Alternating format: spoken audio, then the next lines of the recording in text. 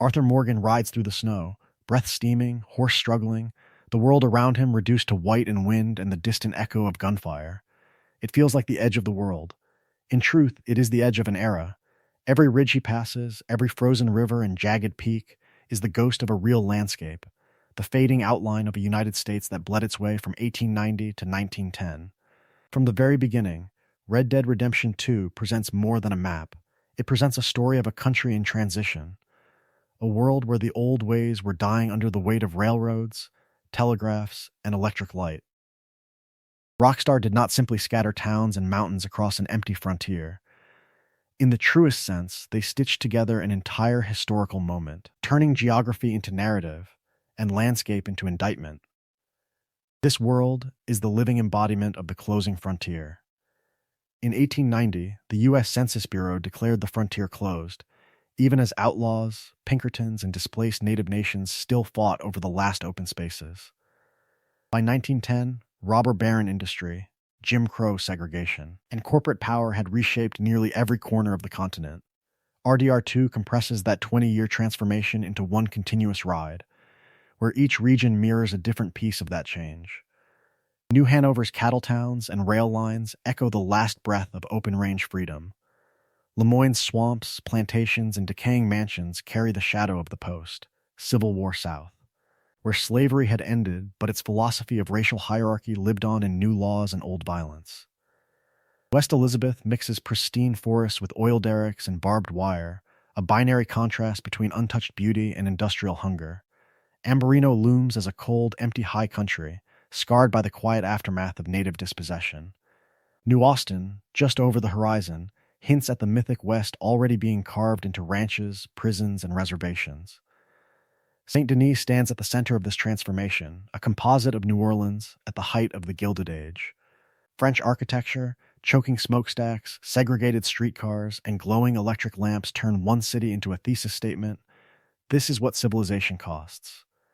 Valentine's muddy Main Street, Rhodes' rotting plantations, Strawberry's idealistic mountain charm, Annesburg's coal-choked cliffs, and Van Horn's drunk, decaying docks each capture a specific historical mood. Together, they form a fractured mirror of America, from its humble beginnings as scattered settlements to a network of company towns and exploited bodies. This is not just a geography lesson. It is a story of a nation trying to bury its sins under rails and factories, of dreams of freedom sold off for stock prices and steel, of outlaws riding through the cracks in a system that insists it is progress. Dutch, Arthur, and the Van der Linde gang are not merely fugitives. Each camp is a temporary refuge pressed against the advance of a new order that has no place for them.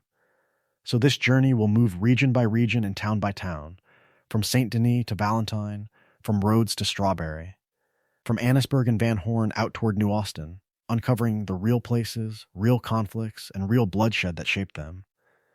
Once that history is visible, every ride through this world changes. Those mountains, those swamps, those alleys stop being background. They become haunted ground, and the game can never be seen the same way again.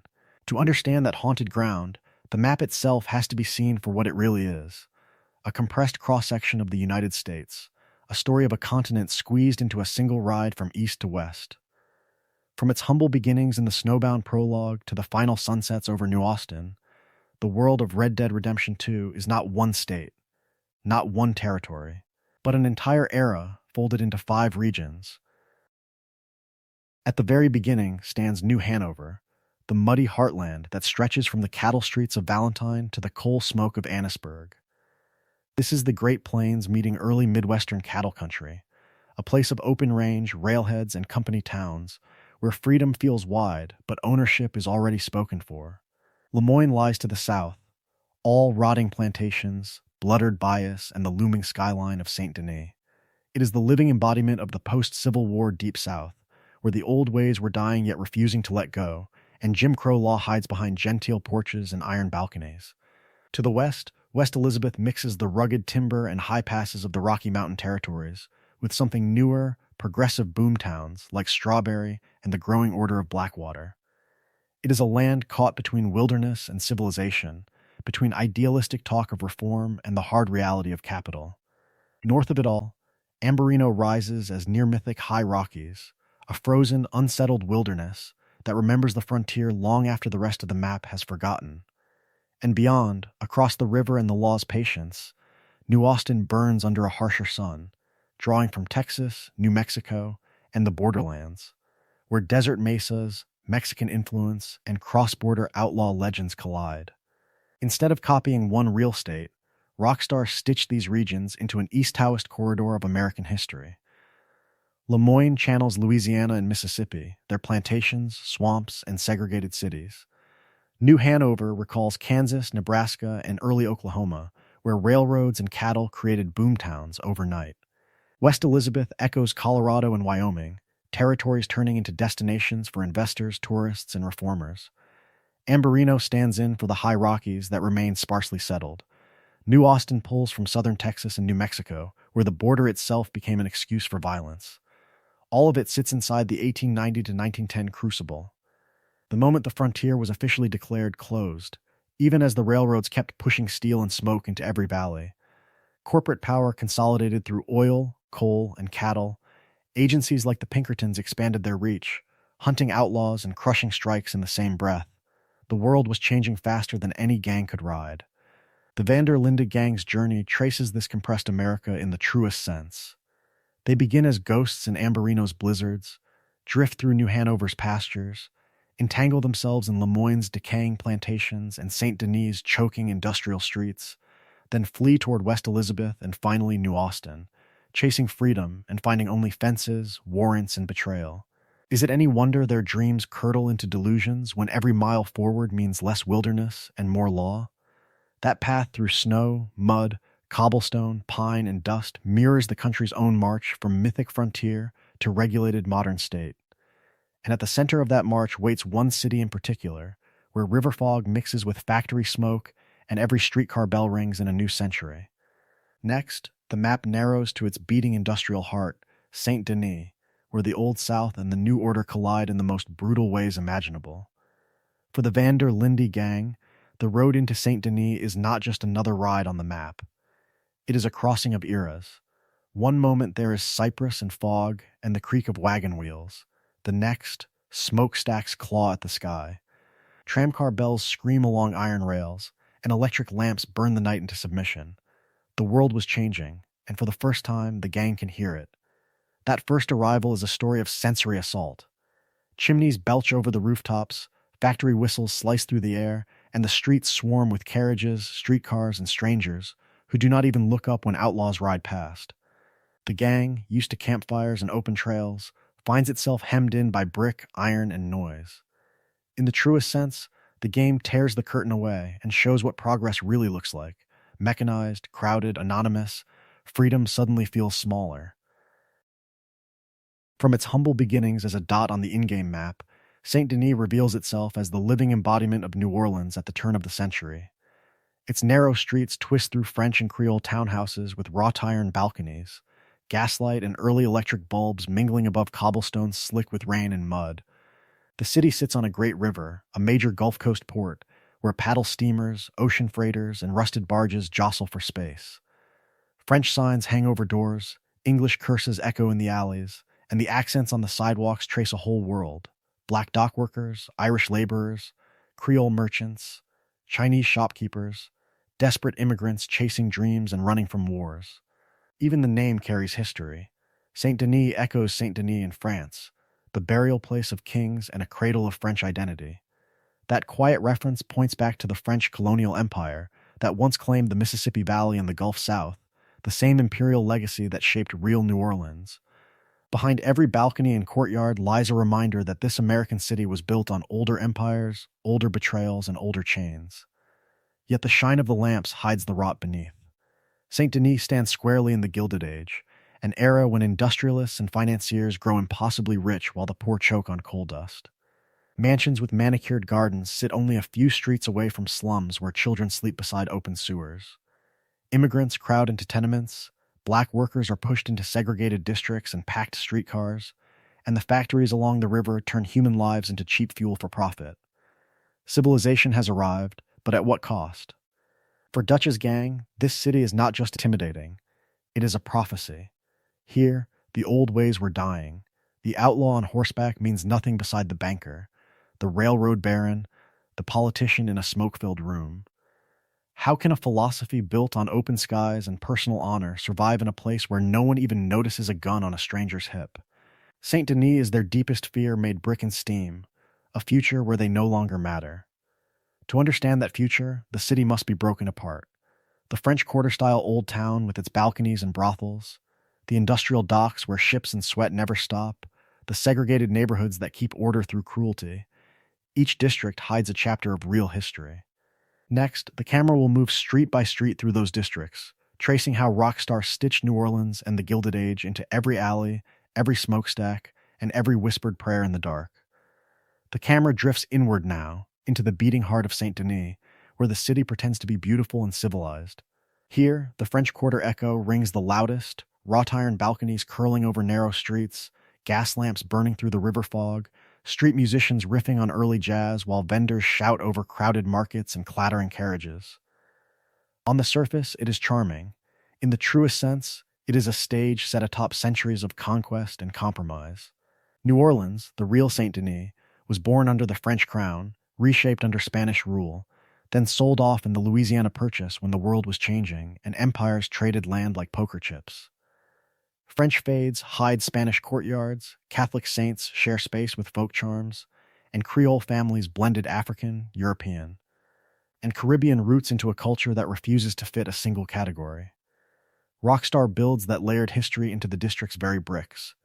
Balconies lean in with French elegance, but shutters and courtyards hint at Spanish design. Signs mix French phrases with anglicized names. NPCs curse in French, gossip in English, and pray in hushed. Accented voices that suggest generations of migration and survival. What looks like a simple market street becomes a story of language, religion, and identity colliding under the pressure of civilization. Yet beneath the music and perfume, there is another truth. Before the Civil War, New Orleans was one of the largest slave markets in the United States, a place where human beings were cataloged, displayed, and sold to plantations upriver. Saint Denis remembers that, even when it refuses to say it out loud. Black dock workers haul crates under the watchful eyes of white foremen. Streetcars and saloons quietly segregate their clientele. Offhand remarks about the war and the South losing drift through conversations, bitter and unresolved, as if defeat never fully turned into justice. This is the Gilded Age on full display. Polished on top, rotten underneath. Wealthy merchants and industrialists drink imported wine behind lace curtains while, just a few streets away, cramped tenements sweat under the same heat. Children sleep above noisy taverns, workers crowd into alleys behind the grand hotels, and smokestacks spit ash over both mansions and shacks. Freedom for some, exhaustion for most. The city becomes the living embodiment of a story of prosperity and betrayal, of dreams and delusions standing shoulder to shoulder. Into this maze walk the Van der Linde gang. Dutch, in his tailored suits, imagines he can talk to bankers, charm politicians, and slip into this world as an equal. From its humble beginnings on the frontier to these polished boulevards, his philosophy always promised that an outlaw could outthink civilization. Arthur feels something different. The streets are too tight, the lamps too bright, the law too close. Every corner feels watched, every doorway a trap. Who could truly be free here? For the gang, Saint Denis is not salvation but a mirror.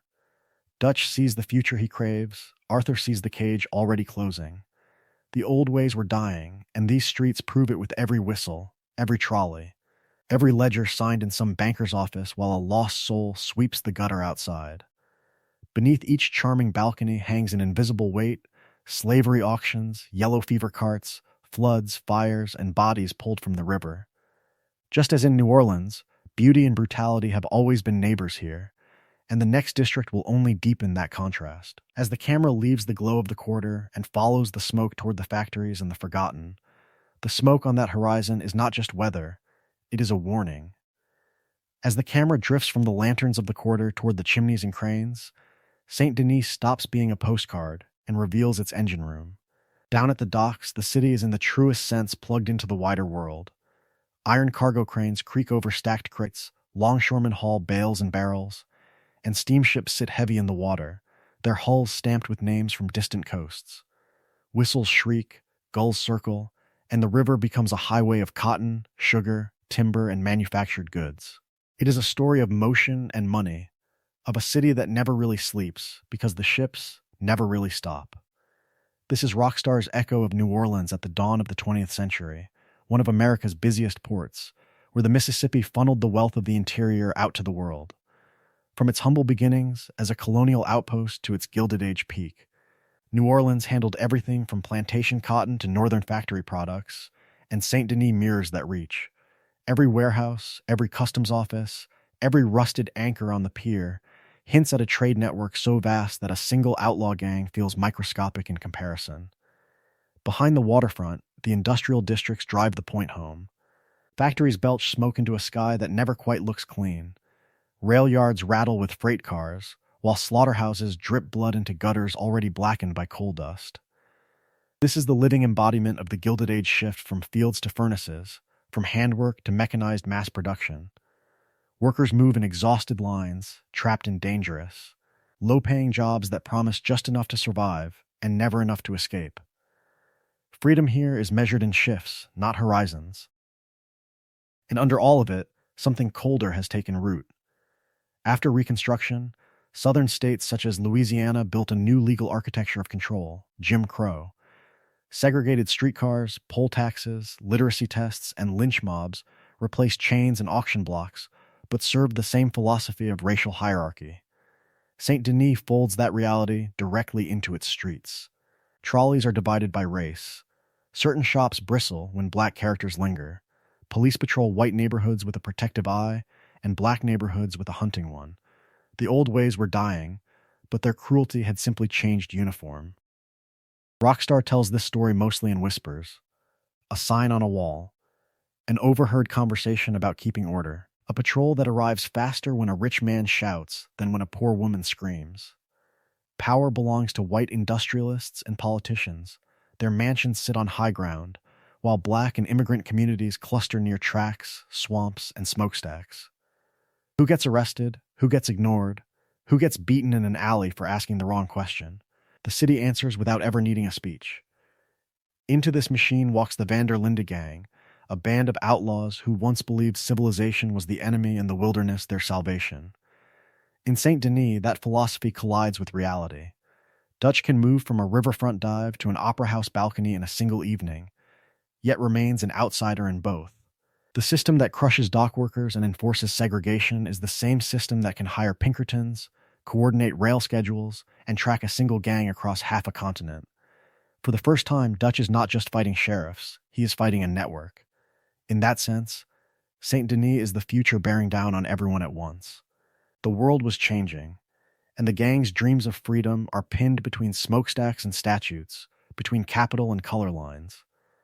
Out in Valentine, Rhodes, and other towns the gang drifts through, the saloons, cattle pens, and crumbling plantations still cling to an older rhythm, to a frontier that pretends it can resist what is coming.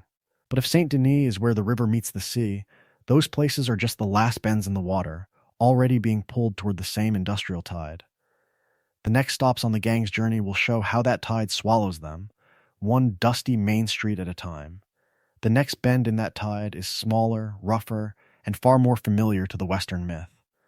Valentine appears over the rise with a rattle of hooves and wagon wheels, its muddy main streets stretching between low wooden storefronts, hitching posts crowded with sweating horses, and a haze of dust and smoke hanging in the air. This is the frontier in the truest sense. Loud, filthy, alive, from the very beginning, the town is in motion. Cowhands push through the slop, spurs clinking as they haul feed or stumble toward the saloon. Wagons grind past with crates of supplies and sides of beef, while drunk ranchers spill out of the bar, swinging at each other and at the world. A dog darts between cartwheels, a preacher shouts on a corner, and above it all, the train whistle cuts through the noise, reminding everyone who really owns the horizon. Valentine is not an invention pulled from nowhere.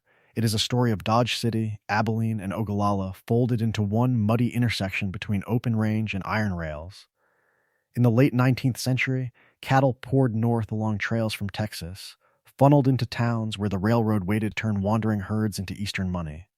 Those towns boomed overnight, their main streets lined with hastily built hotels, general stores, liveries, and brothels.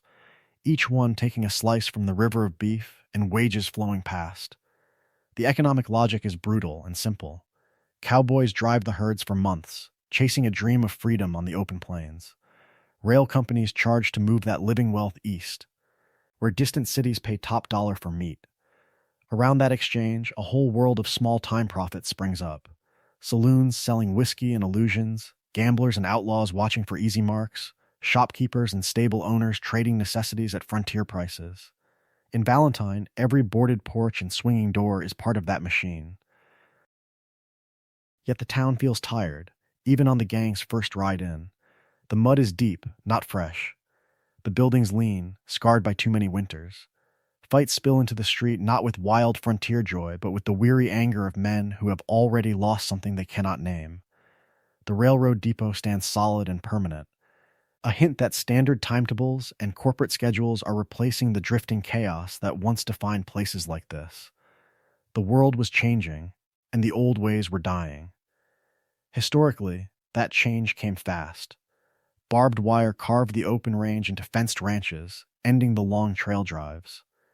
Refrigerated rail cars meant cattle could be slaughtered closer to where they were raised, turning the classic cattle town from vital artery into unnecessary detour. By the early 1900s, many real Valentines were fading, their glory days preserved only in tall tales and half-remembered songs. How long can a town built on motion survive when the herds stop coming? Into that twilight staggers the Vanderlinde gang. Their early game chaos in Valentine, the legendary bar brawl with Lenny, the drunken singing on balconies, the robberies, the botched rescues, the constant temptation of easy violence, feels exuberant on the surface, but underneath it is already an echo. This is a last gasp of the wild, rowdy West, a story of outlaw dreams colliding with rail schedules, Pinkertons, and bank ledgers. The gang is the living embodiment of a frontier that refuses to admit it is dying, clinging to a philosophy of freedom in a world that has started charging interest on every fantasy. Even here, amid the mud and blood and broken glass, civilization is closing in. Lawmen grow bolder, bounty posters multiply, and the town's rough edges begin to look less romantic and more obsolete. Valentine is a liminal place, caught between past and future, between cattle drive anarchy and corporate order. It shows what happens when the myth of the West starts to sag under the weight of real history. And if Valentine is the rough, muddy face of that frontier, honest in its chaos, unapologetic in its decay, then the next stop reveals a different mask. South in Lemoyne lies Rhodes, quieter, more genteel, where white columns and polite smiles pretend that order has already won. But under that veneer of respectability, something older and far darker still festers, waiting for the gang to ride in and disturb its fragile peace. Rhodes wears a mask. At first glance, it seems almost peaceful, whitewashed storefronts, a sleepy main street, church steeple and train platform framed by sunlit dust. Compared to Valentine's mud and blood, this appears to be civilization in the truest sense, a place where the Old South has survived the storm and come out polished, polite, and intact. But that quiet is an illusion, and the town is the living embodiment of a story of denial. The Braithwaite Manor crouches behind its iron gates, columns rising over scorched cotton and weary servants. Across the water, the gray plantation stands as its mirror, another decaying monument to a world that refuses to admit it died. These families are all that remains of the planter aristocracy, clinging to names, rituals, and grudges, while the money that once sustained them has slipped away. Their feud is not just a personal hatred, it echoes real post-war rivalries where old houses fought over scraps of power in a ruined economy. Around them, Scarlet Meadows stretches out in a landscape that feels pulled straight from Louisiana and Mississippi. Long oak-lined roads draped in Spanish moss lead past cotton fields and big houses built to impress, not to last. From its humble beginnings as a frontier colony, this region grew rich on slavery, and even though the chains are gone, the labor remains. Former slaves now work as sharecroppers and tenant farmers, trading one form of bondage for another, trapped by debt, violence, and the false promise of freedom. Rockstar lets that history bleed through every corner of Rhodes. Confederate veterans mutter outside the saloon, nursing cheap whiskey and older grudges. White elites talk about law and order, but their real tools are intimidation, backroom deals, and the quiet threat of the noose. The story on these streets is one of a civilization that lost a war yet refuses to concede the philosophy that justified it. The old ways were dying, but those who benefited from them were determined to slow that death by any means necessary. That is where the Lemoyne Raiders enter, a band of ex-Confederates turned insurgents, raiding trains, ambushing patrols, and dreaming of a South reborn. They are stand-ins for the real paramilitary groups that terrorized the Reconstruction era, men who traded uniforms for hoods and guerrilla warfare, using bombs and bullets to keep black laborers and white opponents in line.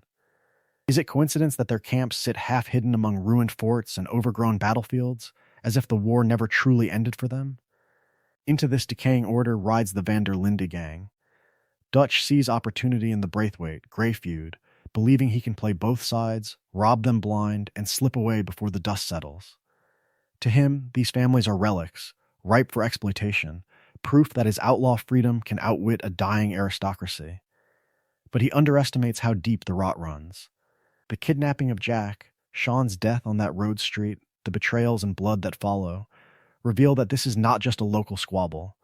It is a story of a region still fighting the Civil War by other means, where every smile hides a calculation and every favor carries a threat. In Rhodes, every veranda and shaded porch sits on unmarked graves, and every polite conversation carries the weight of an unspoken past. This is not merely a picturesque southern town. It is a mausoleum for a slave society that insists it is still alive. And as the gang rides south toward Saint Denis, the question lingers: if this is what the civilized South looks like, what horrors wait in the beating industrial heart of Lemoyne's new world? If Rhodes is a mausoleum pretending to be a town, then Strawberry is a postcard pretending to be a future. The gang rides west out of the heat and ghosts of Lemoyne into pine-shadowed air, and suddenly the world feels cleaner, brighter, almost hopeful. Almost, Strawberry sits in a narrow valley where the hills close in and the river refuses to be tamed. Water crashes through rocky channels, wooden bridges leap across the current, and steep streets climb between fir trees and clapboard facades. From its humble beginnings as a remote logging camp, it has been seized by a mayor who believes, in the truest sense, that civilization can be built out of scenery and good intentions. His dream is simple and grand at once: turn this wild corner of West Elizabeth into a modern, respectable mountain resort. That dream has deep roots in the real world. In the late 19th century, as railroads carved their way into the Rockies and Sierra Nevada, small settlements in Colorado and California were reborn as health retreats and tourist havens. Urban elites fled smoky cities for pure air, grand views, and the promise of moral renewal in the mountains. Strawberry is a story of those boomtowns, part Aspen boarding house, part Tahoe excursion stop, the living embodiment of the new fashion for wilderness, consumed at a safe distance. The town's architecture makes that philosophy visible. The ornate covered bridge, with its painted trusses and decorative lamps, turns a practical crossing into a civic monument. The tidy town hall, with its brick foundation and fussy trim, stands as a temple to order and hygiene, a promise that this is not just another outlaw stop on the trail. Even the neat boardwalks and carefully placed fences echo progressive-era ideals, where planners believed that clean streets, controlled water, and rational design could uplift the people who walked through them. Yet beneath those bright coats of paint, the old ways were dying in a much harsher fashion. The same river that charms visitors also carries logs down from stripped hillsides. Men in rough clothes and rougher tempers drift between bunkhouses and saloons, and the line between guest and corpse is thin whenever tempers flare. The mayor speaks of culture and respectability, but his town survives on extraction and hard labor, not on poetry readings. How many mountain paradises were built on the backs of men who never appeared in the brochures? This tension mirrors real Colorado and California boosters who sold images of pristine forests and healing alpine air, even as they dynamited mines, dammed rivers, and clear-cut slopes. Progress arrives as a spa brochure and a surveyor's map, then quietly becomes a ledger of forests lost and waters diverted. For the Van der Linde gang, Strawberry is an early warning. It is one of the first places where the pressure of respectable society presses in from all sides. A mayor eager to impress the law, deputies proud of their jurisdiction, townsfolk who expect bylaws, sidewalks, and quiet nights. An outlaw can still ride through, but the town itself rejects him, as if the landscape has chosen a different future. The world was changing, and Strawberry shows what that change looks like when it smiles. but every polished face has a shadow. If this is the mountain dream, what waits in the coal smoke of Annesburg and the rotting docks of Van Horn, where progress no longer pretends to be gentle and the cost of civilization is written in dust, poison, and broken bodies? If Strawberry is the smiling promise of progress, Annesburg is the bill that comes due. The town clings to the cliffs above the Kamasa, a smear of gray against gray, where the air itself feels tired. Coal dust hangs over everything, settling on roofs, on river barges, on the faces of men and children who never truly look clean, no matter how hard they scrub. From the very beginning, Annesburg is framed as a place that exists to be used. Miners' shacks crawl up the hillside in crooked rows, thin walls and leaking roofs barely holding back the wind. Below, the mine mouth chews through the rock while carts rattle along wooden tracks, chains clank, engines wheeze, and the riverfront is a constant churn of loading and unloading. It is the living embodiment of industrial hunger, where land, coal, and people are all consumed at the same pace. This is not fantasy. It is a story of the coal fields of Appalachia and Pennsylvania, where, in the truest sense, a town could belong to a single company. In those real valleys, the mine owner controlled the shafts, the housing, and often the general store, turning every paycheck into a closed loop. RDR2 mirrors that world perfectly. The Annesburg mine dictates who eats, who freezes, and who can afford to leave. Almost no one can. Conditions in those late 19th century mines were brutal. 10, 12, even 14 hours underground, in cramped tunnels held up by creaking timbers, with gas explosions, cavanes, and runaway carts always one mistake away. Children were sent down as trappers and breakers, cheap bodies for dangerous work, while black lungs slowly filled the chests of men who had never known another trade. Wages were meager and often paid in company scrip, a currency that only had value in the owner's store, turning freedom into an accounting trick. Rockstar threads those realities directly into Annesburg's streets. Miners slump on benches, coughing between drags of cheap cigarettes. Families argue on porches about unpaid bills and missing wages. Snatches of conversation speak of men lost in accidents, of talk of strikes, of a foreman who will not listen. There is an unspoken rule here. People do not retire from Annesburg. They are buried by it. In the broader history of the Gilded Age, towns like this sat at the heart of labor unrest. As the world was changing and the old ways were dying, miners began to organize, forming unions, calling strikes and facing down private security and state militias who answered to capital, not to justice. From the Molly Maguires in Pennsylvania to later coal wars in West Virginia, this was a story of loyalty and betrayal, of dreams of dignity met with bullets and batons.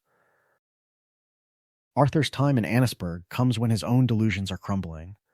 Walking through the soot and hearing the quiet despair, he starts to recognize that the gang's struggle is only one small rebellion in a much larger war between labor and the new civilization of railroads, mines, and banks. The fight is not simply outlaw versus law, it is powerless versus powerful. And in the end, Annesburg's coal does not stay in Annesburg. It sails downriver to feed furnaces and streetlights in places like Saint Denis, where progress glows bright and rarely looks back at the darkness that sustains it. Rockstar makes certain that this connection cannot be ignored, turning a bleak mining town into a graveyard of bodies and hopes that keeps the modern world burning. If this is what fuels the cities, what kind of poison gathers where that coal is shipped and spent in the warped harbor of Van Horn and beyond? Van Horn is what happens when the poison finally reaches the shore. The coal, the blood, the promises of progress drift downriver, and this is where they rot. From the very beginning, Van Horn feels wrong. The docks creak and sag, boards blackened with age and river scum, as if the harbor itself is trying to sink back into the mud. Abandoned warehouses loom over the water, windows smashed, roofs half collapsed, their brief prosperity long since washed away. Drunkards stagger between the saloon and the shoreline, men and women who have drunk through every chance they ever had, while a few desperate traders hawk junk to anyone foolish enough to stop. This is not a town on the way to anywhere. This is where the map runs out. In the truest sense, Van Horn is the living embodiment of every river port the railroad left behind. Across the real American South and Midwest, small landings once thrived on steamboats and flatboats, moving timber, coal, and cotton along winding waterways. Then the tracks came. Railroads cut straight lines through the continent, tethering themselves to new hubs and leaving the old river towns stranded on dead currents. Trade shifted inland, investment followed the rails, and what remained on the banks was poverty, crime, and a transient population that could not afford to leave. Van Horn folds all of that history into its rotting planks. Its position on the map tells the same story. It sits off the main routes, a crooked little harbor beyond the reach of Saint Denis' grandeur and Annesburg's brutal efficiency. Travelers do not plan to go to Van Horn. They wash up there when fortune or misfortune has stripped away better options. It is an end-of-the-line community in every sense, a place for the lost soul who missed the train both literally and metaphorically. Who chooses this over Saint Denis' electric glow, or even Valentine's muddy optimism? Rockstar uses that isolation to show what happens when the economic tide recedes and never returns. There is no real industry here, no honest work on offer, no factory whistle to mark the hours. What remains is smuggling on the docks, bar fights in the saloon, and a constant low hum of petty violence. Men gamble away the last of their wages, sailors trade stolen goods in dark corners, and everyone drinks to forget that the world was changing without them. The old ways were dying, but nothing better came to take their place. By the time the Van der Linde gang begins to circle Van Horn, their own story mirrors the town's decay. Arthur's health is failing, Dutch's philosophy has curdled into delusions, and the dream of freedom through outlaw rebellion has collapsed into paranoia and betrayal. Van Horn is not a fresh start or a bold new plan. It is a holding pen for people whose futures have already been spent. The gang, once idealistic from its humble beginnings, now drifts through a place built for endings. Set against the bustling energy of Saint Denis, with its streetcars and segregated crowds, even the rough vitality of Valentine begins to look hopeful. Valentine still has cattle, rail connections, and a sense that tomorrow might be better than today. Van Horn has only yesterday, replayed in slower, meaner cycles. This contrast turns the town into a bleak commentary on progress itself, a story of who gets left behind when civilization chooses its winners. And beneath that choice, beneath every thriving city and dying port, lies the skeleton that ties them all together, the railroad, and the corporate empires that ride its iron spine. To understand why towns live or die, and why men like Dutch become targets for private armies, the story has to follow those tracks straight into the world of the rail barons and the Pinkertons who serve them. Those tracks are not background decoration. They are the iron script that rewrites the West. From the very beginning of Arthur's journey, the player sees rails threading through snow-choked passes, cutting across the muddy streets of Valentine, skirting the plantations near Rhodes, and screaming past the smokestacks of Saint Denis on their way toward Annesburg and the coal-choked edge of the world. It is a story of wood and iron, of steam and profit, of freedom narrowed down to timetables and tickets. In real history, the transcontinental and regional railroads did exactly what the lines in RDR2 suggest. They stitched the United States together economically and politically. Troops could be rushed to crush strikes or wars on the frontier. Wheat and cattle could be shipped from plains to ports, and information could flash ahead by telegraph, turning distance from a shield into a liability. The world was changing, and it was changing on a schedule. Behind those schedules stood men who treated rails as a throne. Cornelius Vanderbilt, Jay Gould, and their rivals were the living embodiment of the robber baron myth. Industrial magnates who bought legislators, crushed smaller lines, and broke workers rather than negotiate. They built empires from their humble beginnings in shipping offices and counting rooms, then used those empires to decide which towns would thrive and which would die, simply by choosing where a line would stop. RDR2 reflects this with unnerving precision. The railroad companies in the game own land outright, post armed guards on bridges, and speak through foremen and lawyers who talk about progress while treating forests, farms, and even whole communities as obstacles to be bypassed. A siding near a town can mean life. A decision to reroute can leave that same town a decaying backwater. Civilization, in the truest sense here, is not a moral force. It is a corporate ledger. For an outlaw, that changes everything. Dutch's philosophy belongs to an era of stagecoaches and isolated depots, where a gang on fast horses could vanish into the hills and live off the gaps between jurisdictions. But once trains roar through the heartlands in Lemoyne, Money, lawmen, and news move faster than any horse. A robbery near Rhodes can be telegraphed to Saint Denis before the gang has even divided the take. How long can a man preach freedom when the rails carry his wanted posters farther than he can ride? The gang's train jobs capture this collision perfectly. The early ambush on Cornwall's train in the Grizzlies feels almost old-fashioned, dynamite on the tracks, masked riders in the dark, a desperate rich man forced to his knees. Yet even there, the irony bites. The gang thinks it is robbing a single magnate, while in reality it is striking a corporation that can afford private security, insurance, and political revenge. Later, attempts to hit rail-linked targets bring federal attention down faster each time, until the Pinkertons seem to step off the trains as naturally as passengers. By the time the story reaches Saint Denis, the connection is unmistakable. The same rails that bring in factory machines and immigrant labor also deliver the private detectives who hunt Dutch's family across states. Those Pinkertons are the shadow cast by the railroad's wealth, a new national form of law enforcement, hired not by towns but by corporations. And as the tracks spread, that shadow only grows longer, setting the stage for the next phase of the gang's downfall, when oil fields and mining companies join the hunt. Those rail lines do not just move cargo and cattle, they move a new kind of power. And in Red Dead Redemption 2, that power has a name, a badge, and a ledger: the Pinkertons.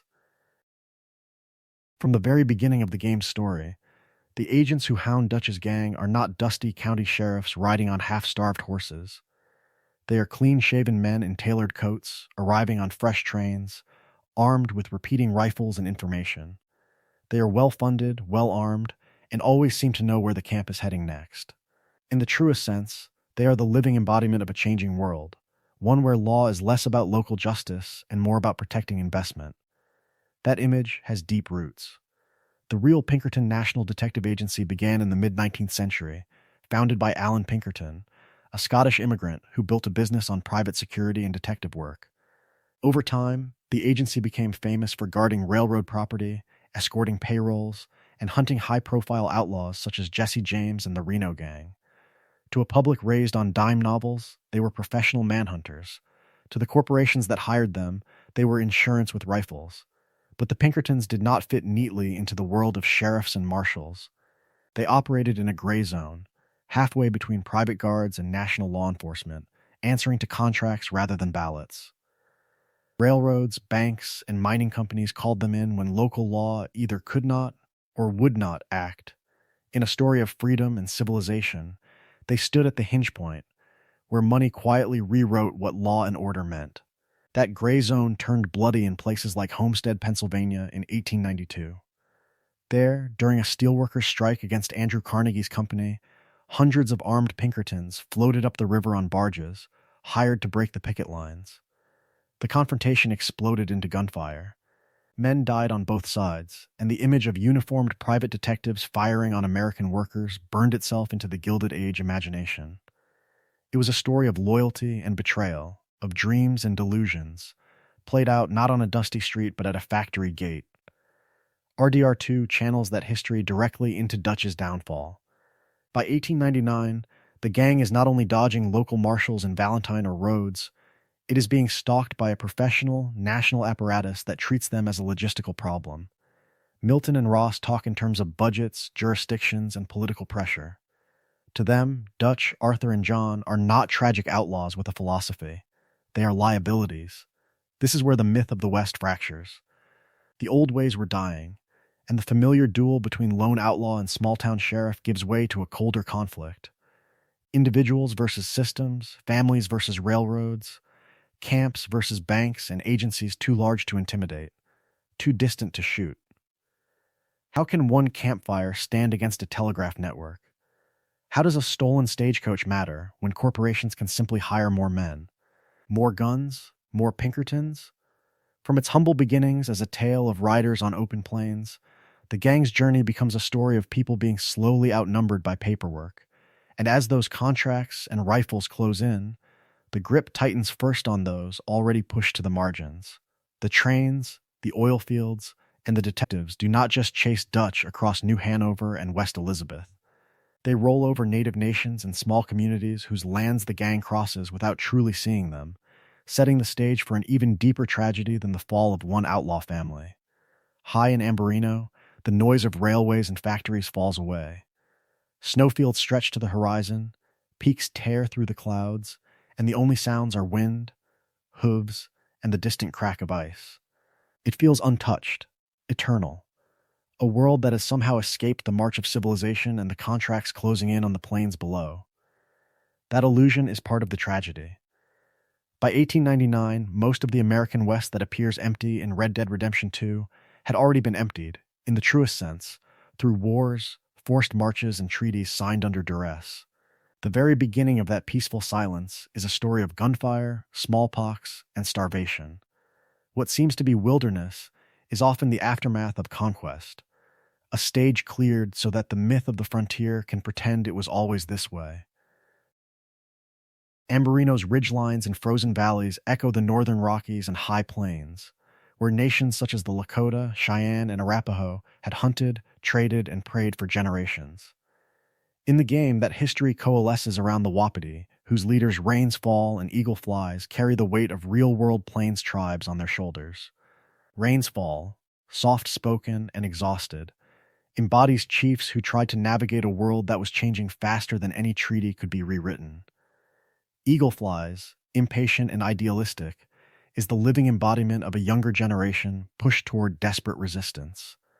Their story mirrors the late 19th century, when the old ways were dying under relentless pressure to move on to reservations and accept federal control.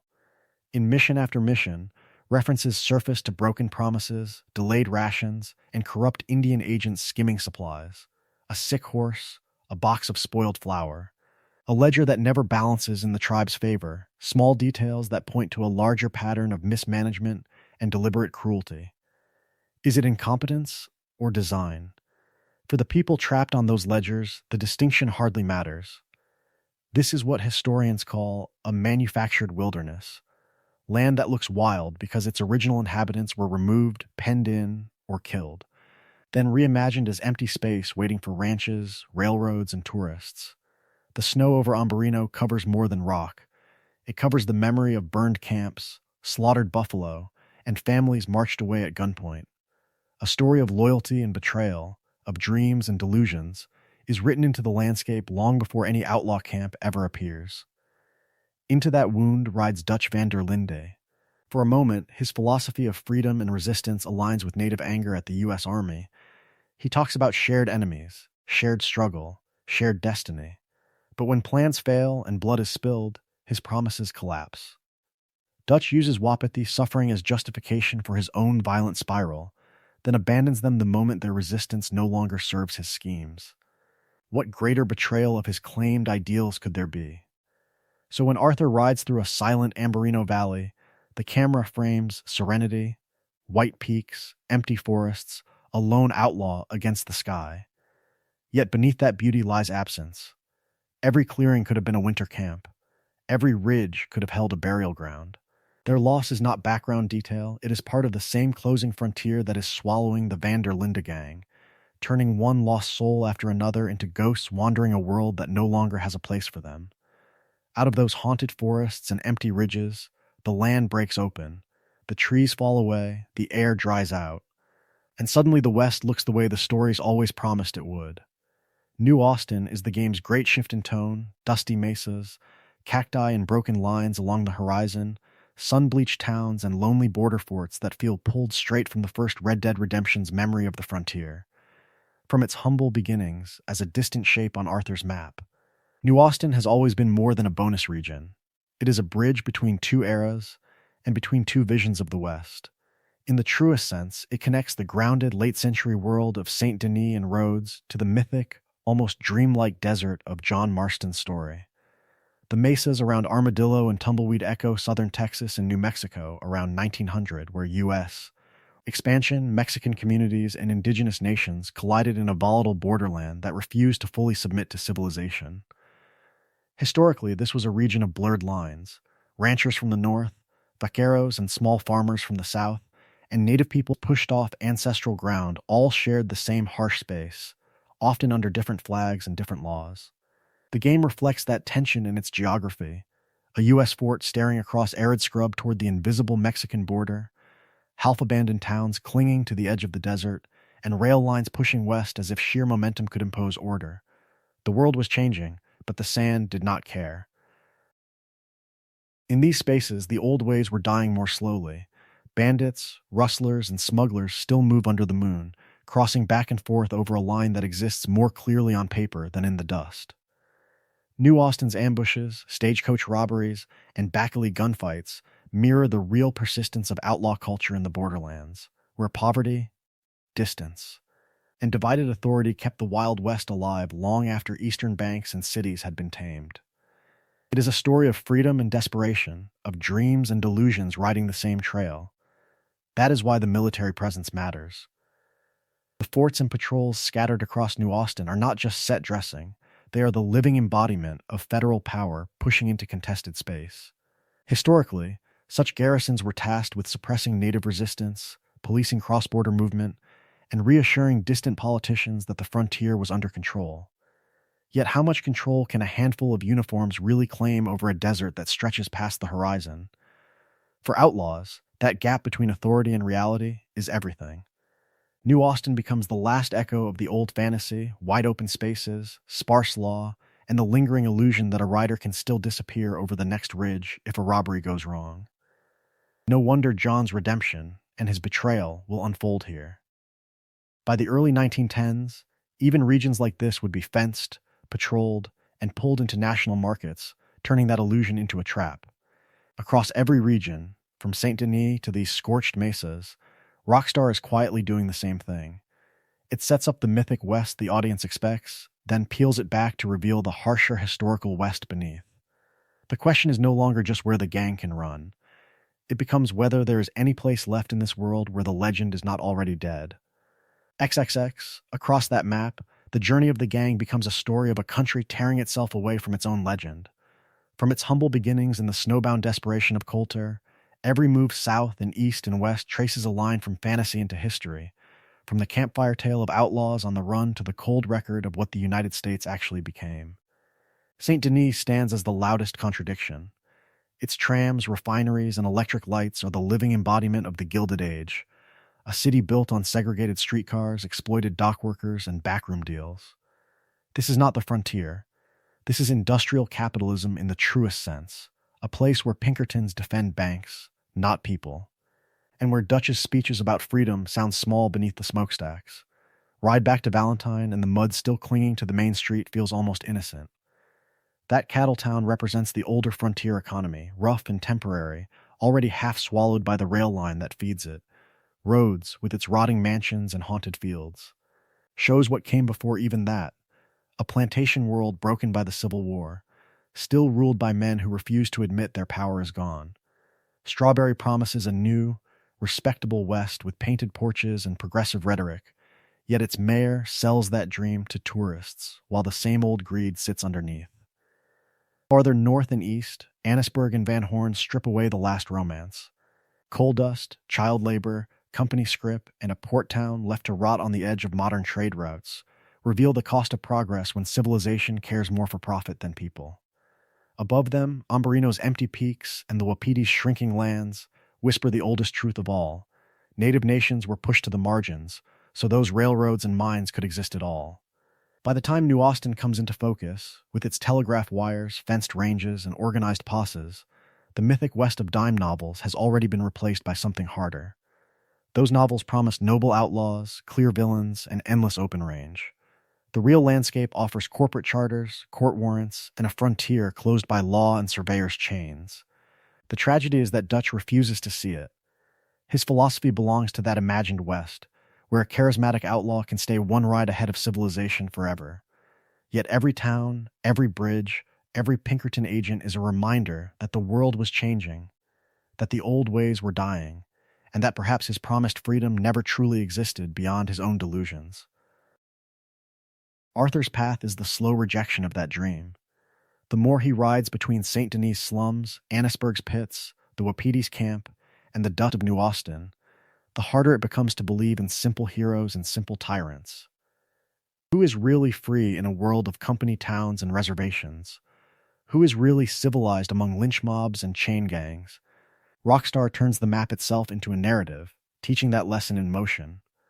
Every ride between camps is a history lecture disguised as a robbery, a quiet reminder that America killed the frontier and then sold it back as legend. By the epilogue, Arthur and then John are no longer crossing a playground. They are riding through a graveyard of histories, of native nations erased, of workers ground down, of plantations decaying, and of outlaws like the Van der Linde gang, whose fate was written in steel rails and factory smoke from the very beginning. The only question left is how long a lost soul can keep pretending the legend is still real, and nowhere is that graveyard of histories more obvious than in Valentine. On the surface, it is just a muddy main street, with a church on one end, a rail depot on the other, and trouble poured between them. But beneath that mud lies a story of the Great Plains at their breaking point, when the world was changing faster than the cattle herds could keep up. Valentine is Rockstar's composite cattle town, the living embodiment of Dodge City, Abilene, and dozens of nameless trail stops that exploded into existence after the Civil War. From its humble beginnings as little more than a siding and a water tower, a place like this would have grown because longhorns needed shipping and cowhands needed whiskey. The game folds all of that into one frontier crossroads, then freezes it in 1899, right as the boom is slipping away. In the real West, towns like this were born on the cattle trails. The Chisholm Trail running up from Texas into Kansas, the Goodnight, Loving pushing west toward Colorado and Wyoming, and a web of lesser drives all ended at railheads where beef met industry. Each spring and summer, thousands of steers and exhausted riders would pour into places such as Abilene and Dodge, turning quiet depots into roaring markets. Saloons, stockyards, and gambling halls were not decoration, they were infrastructure. Valentine mirrors that logic in the truest sense. The stock pens by the tracks, the auction space near the edge of town, the way the saloon doors never seem to stay closed for long, all echo a system built on seasonal chaos. A cowhand might ride in with 3 months' pay, lose it in a night of cards and whiskey, and be back on the trail at dawn, leaving only broken glass and bruised egos behind. Yet by 1899, the old ways were dying. Barbed wire had carved the open range into fenced parcels, railroads had pushed deeper into ranch country, and Chicago meatpackers were turning beef into a corporate commodity. Valentine's rail depot and muddy street sit at that exact hinge point, caught between the romance of the open trail and the cold efficiency of industrial beef. The town's economy still pretends the trail era is in full swing, but the rail schedules and the shrinking herds say otherwise. That tension seeps into its people. The casual bar fights, the drunken cowhands slumped in alleys, the transient workers drifting through the hotel lobby, all speak to a frontier economy already half in the grave. This is a place built for motion and risk, now facing a future of contracts and fences. Is it any wonder every passing outlaw, every lost soul on a long ride north, treats Valentine as a stage rather than a home?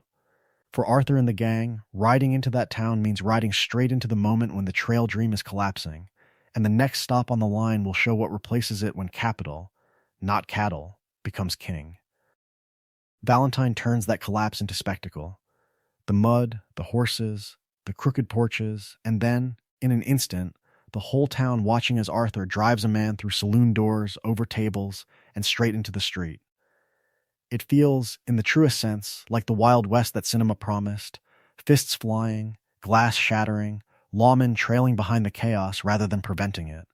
From its humble beginnings as a quiet cattle stop, Valentine becomes the stage for one of RDR2's most memorable set pieces, the barroom brawl that spills into the road, faces ground into filth while onlookers cheer. That image has roots in real cattle towns such as Dodge City, Abilene, and Wichita, where drovers, newly paid and half-drunk, crashed through frontier saloons and gambling halls.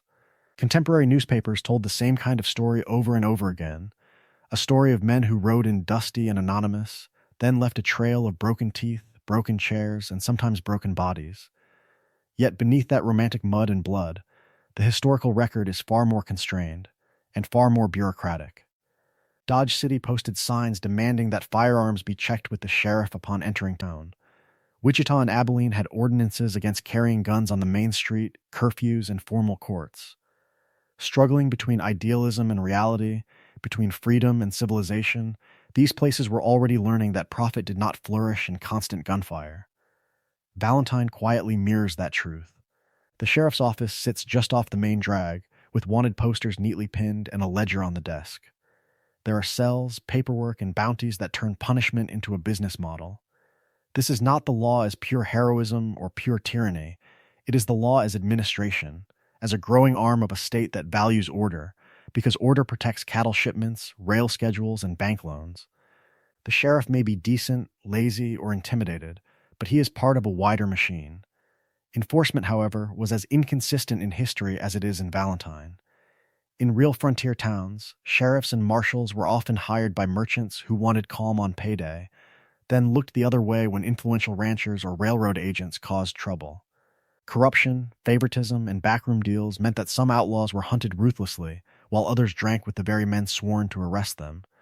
The game captures this with bounties that fluctuate, deputies who ignore certain fights, and the strange irony of an outlaw paying his own fine at the post office. Most violence in these towns did not arrive as endless duels under the noon sun. It came from alcohol, unpaid wages, rigged card games, and bitter land disputes when fences cut across old trails. The cinematic chaos of Valentine's Saloon is the living embodiment of a myth. But behind that myth stands a more complicated world, where the real battles were fought in contracts, in courts, and in who controlled the street after dark. And as the story moves on from this muddy crossroads, the next towns will show how that same struggle only grows sharper as the old ways were dying and the new order closes in. If Valentine is the myth of the open range, then Rhodes is the ghost of a world that refuses to admit it died. On the surface, it is quiet, almost sleepy. A crossroads town where wagons creak past the train depot and men linger on porches. But from its humble beginnings as a stop between plantations and the rail line, Rhodes has always been a story of cotton, grief, and old money hanging on by its fingernails. The town is Rockstar's echo of the small southern communities that grew up around cotton gins and tobacco barns in Louisiana and Mississippi, where a single street of shops sat in the shadow of vast estates. Every detail reinforces that history: the low, humid air, the fields stretching out beyond the tracks, the way the depot feels more important than the main street. Rhodes, in the truest sense, is built as a service town for the surrounding plantations, not as a destination in its own right. That is why the real power in Rhodes never sits in the sheriff's office. It lives at Braithwaite Manor and the Gray Plantation, out in the moss-draped countryside. These families are the living embodiment of the old planter dynasties that survived the Civil War with their land intact, their pride wounded, and their grudges sharpened. Historically, many such families in the Deep South lost enslaved labor but kept their acreage, reinventing themselves as respectable landlords while clinging to a philosophy of racial hierarchy and class control. The Braithwaite Gray feud is not just melodrama between two proud houses.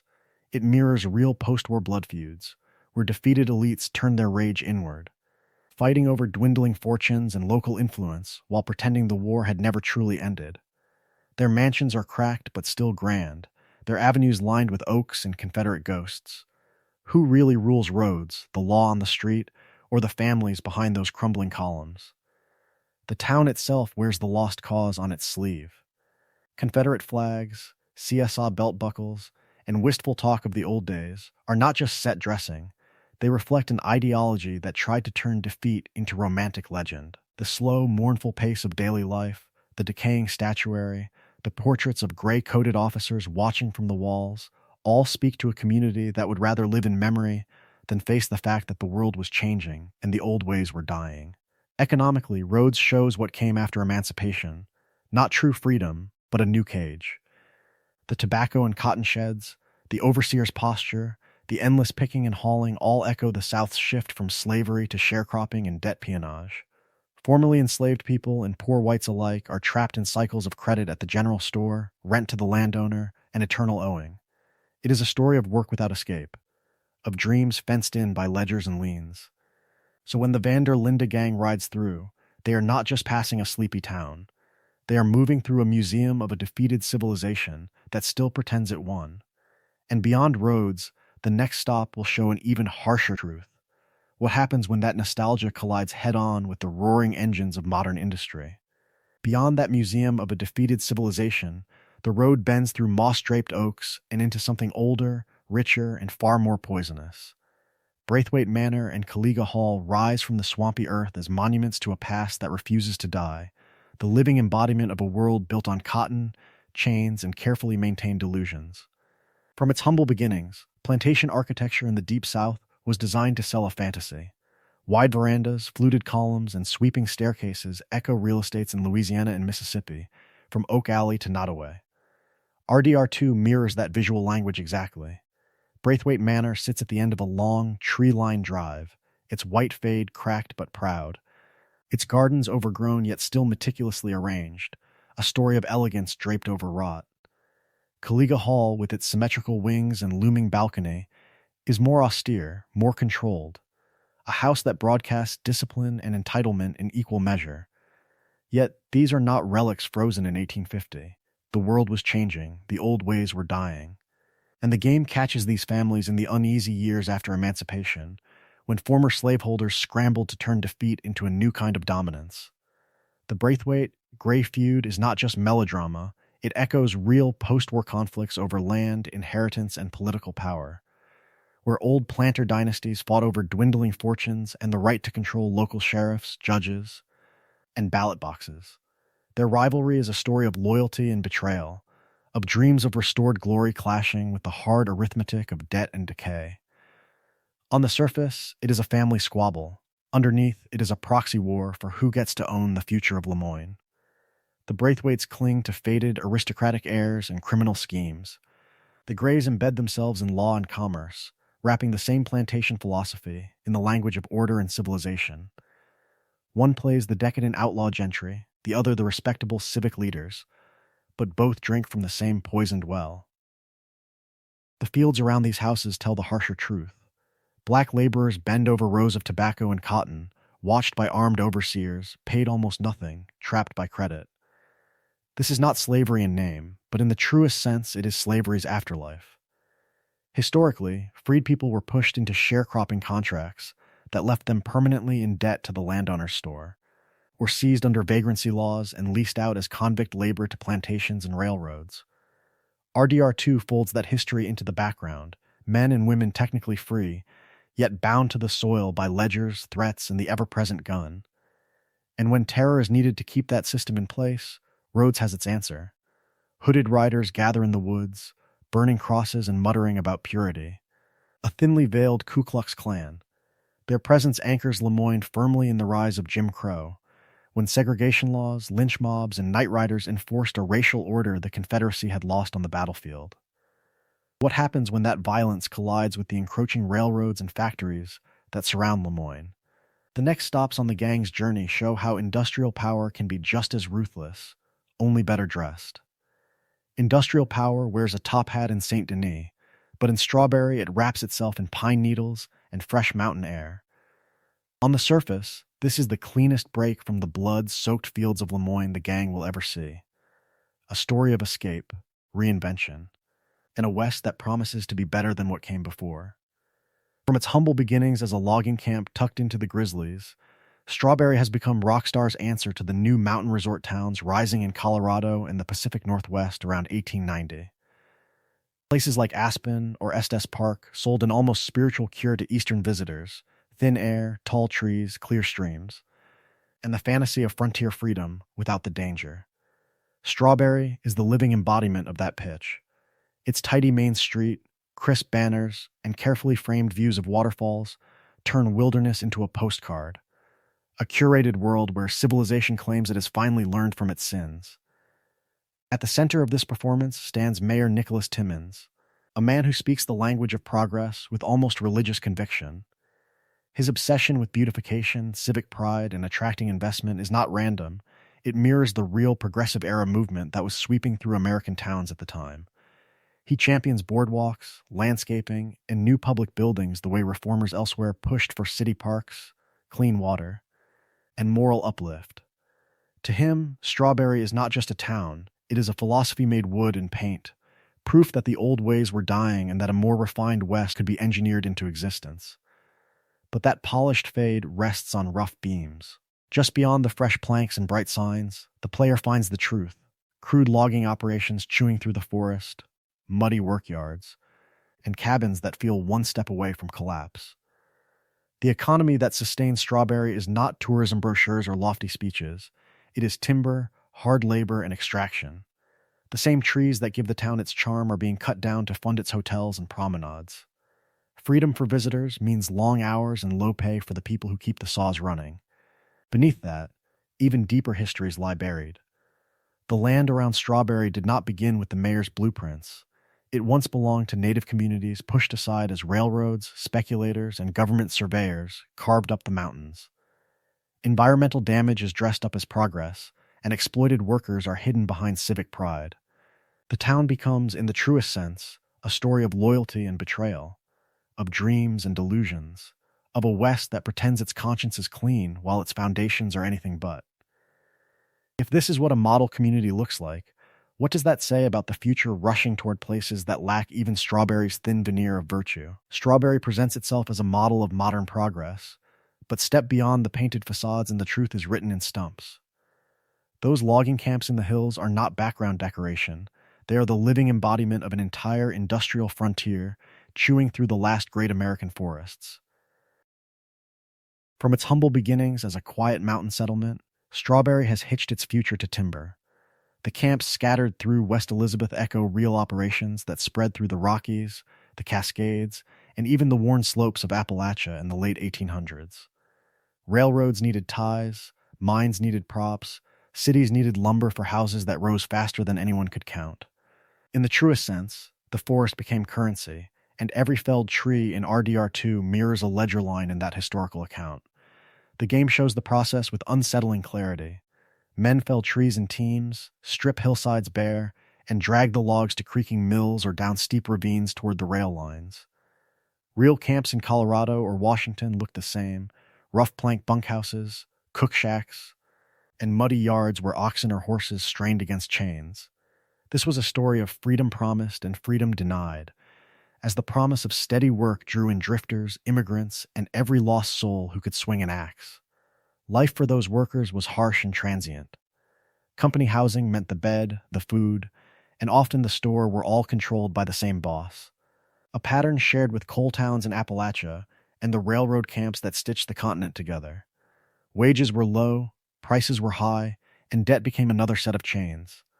Falling timber crushed men without warning, saws tore through flesh as easily as pine, and a single misstep on a slick log could send a worker into a river that did not forgive.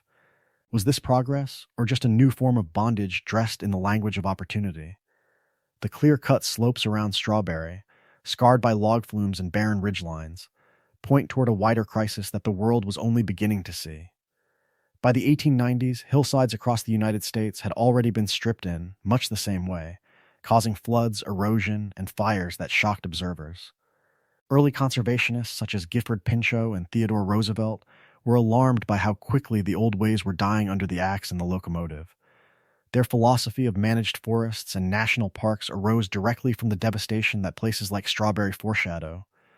Yet the town's leadership beams with pride at its sawmills and rail connections, boasting of prosperity while the land around it is literally cut out from under their feet. Civilization, in this corner of West Elizabeth, is measured in board feet and profit, not in what is left standing. That blindness is not an accident, it is a pattern. The world was changing, and the West in RDR2 becomes a mosaic of communities that burn through land and labor, then move on. If Strawberry can ignore the stumps at its doorstep, what will the next boomtown choose not to see when the oil rigs and coal seams come calling? If Strawberry hints at what progress chooses not to see, Annesburg shows what happens when progress decides it does not have to care at all. The town is a wound on the landscape, cramped shacks clinging to the hillside, a river turned black with runoff. The mine works looming over everything like a rusted cathedral to profit. From its humble beginnings as a patch of rock and timber, Annesburg grows into the living embodiment of a late 19th century coal town, the kind that spread across West Virginia and Pennsylvania as the world was changing. Those places were not accidents of geography, they were built as machines. Housing, store, mine, even the church sometimes, all wired into the same corporate heart. In the truest sense, a man did not just work for the company, he lived inside it. That is the philosophy Annesburg brings to life. The company owns the shacks that lean into the mud, the general store that sells flour and medicine, the mine that eats through men and rock with equal hunger. Wages are paid in scrip, not real money, redeemable only at company counters, at company prices. Debt is not a mistake. It is the business model. How does a miner leave when his pay vanishes the moment it is handed out, when his rent, his food, even his funeral are all tallied in the same ledger?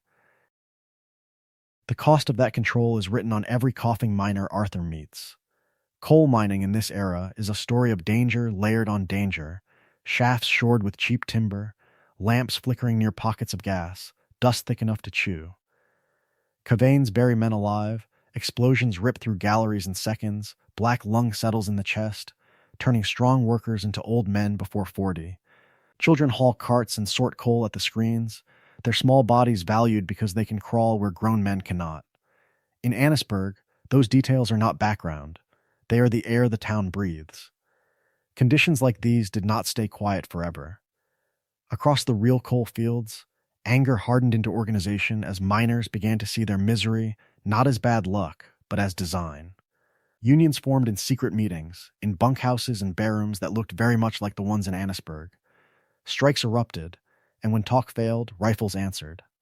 The Homestead Strike in 1892, the Ludlow Massacre in 1914, these were not outbursts from nowhere, but the inevitable collision between men demanding a measure of freedom and corporations defending absolute authority. Annesburg stands at that breaking point, a town balanced between fear and revolt, between the old ways were dying and something harsher taking their place.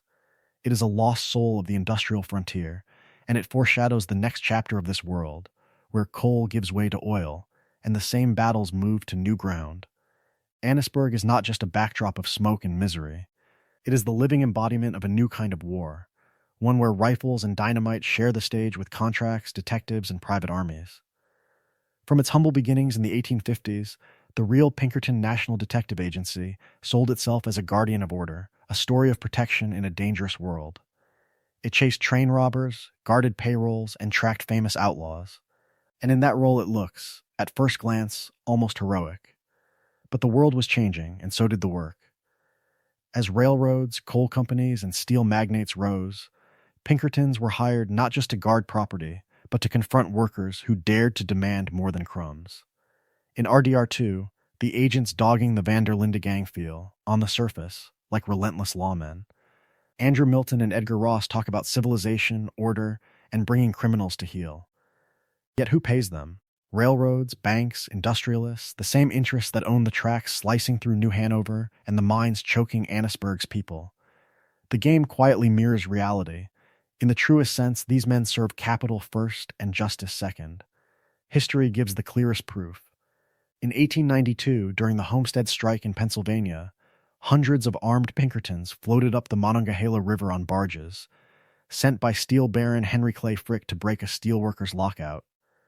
What began as a labor dispute turned into a pitched battle, with workers and townsfolk trading gunfire against hired guards.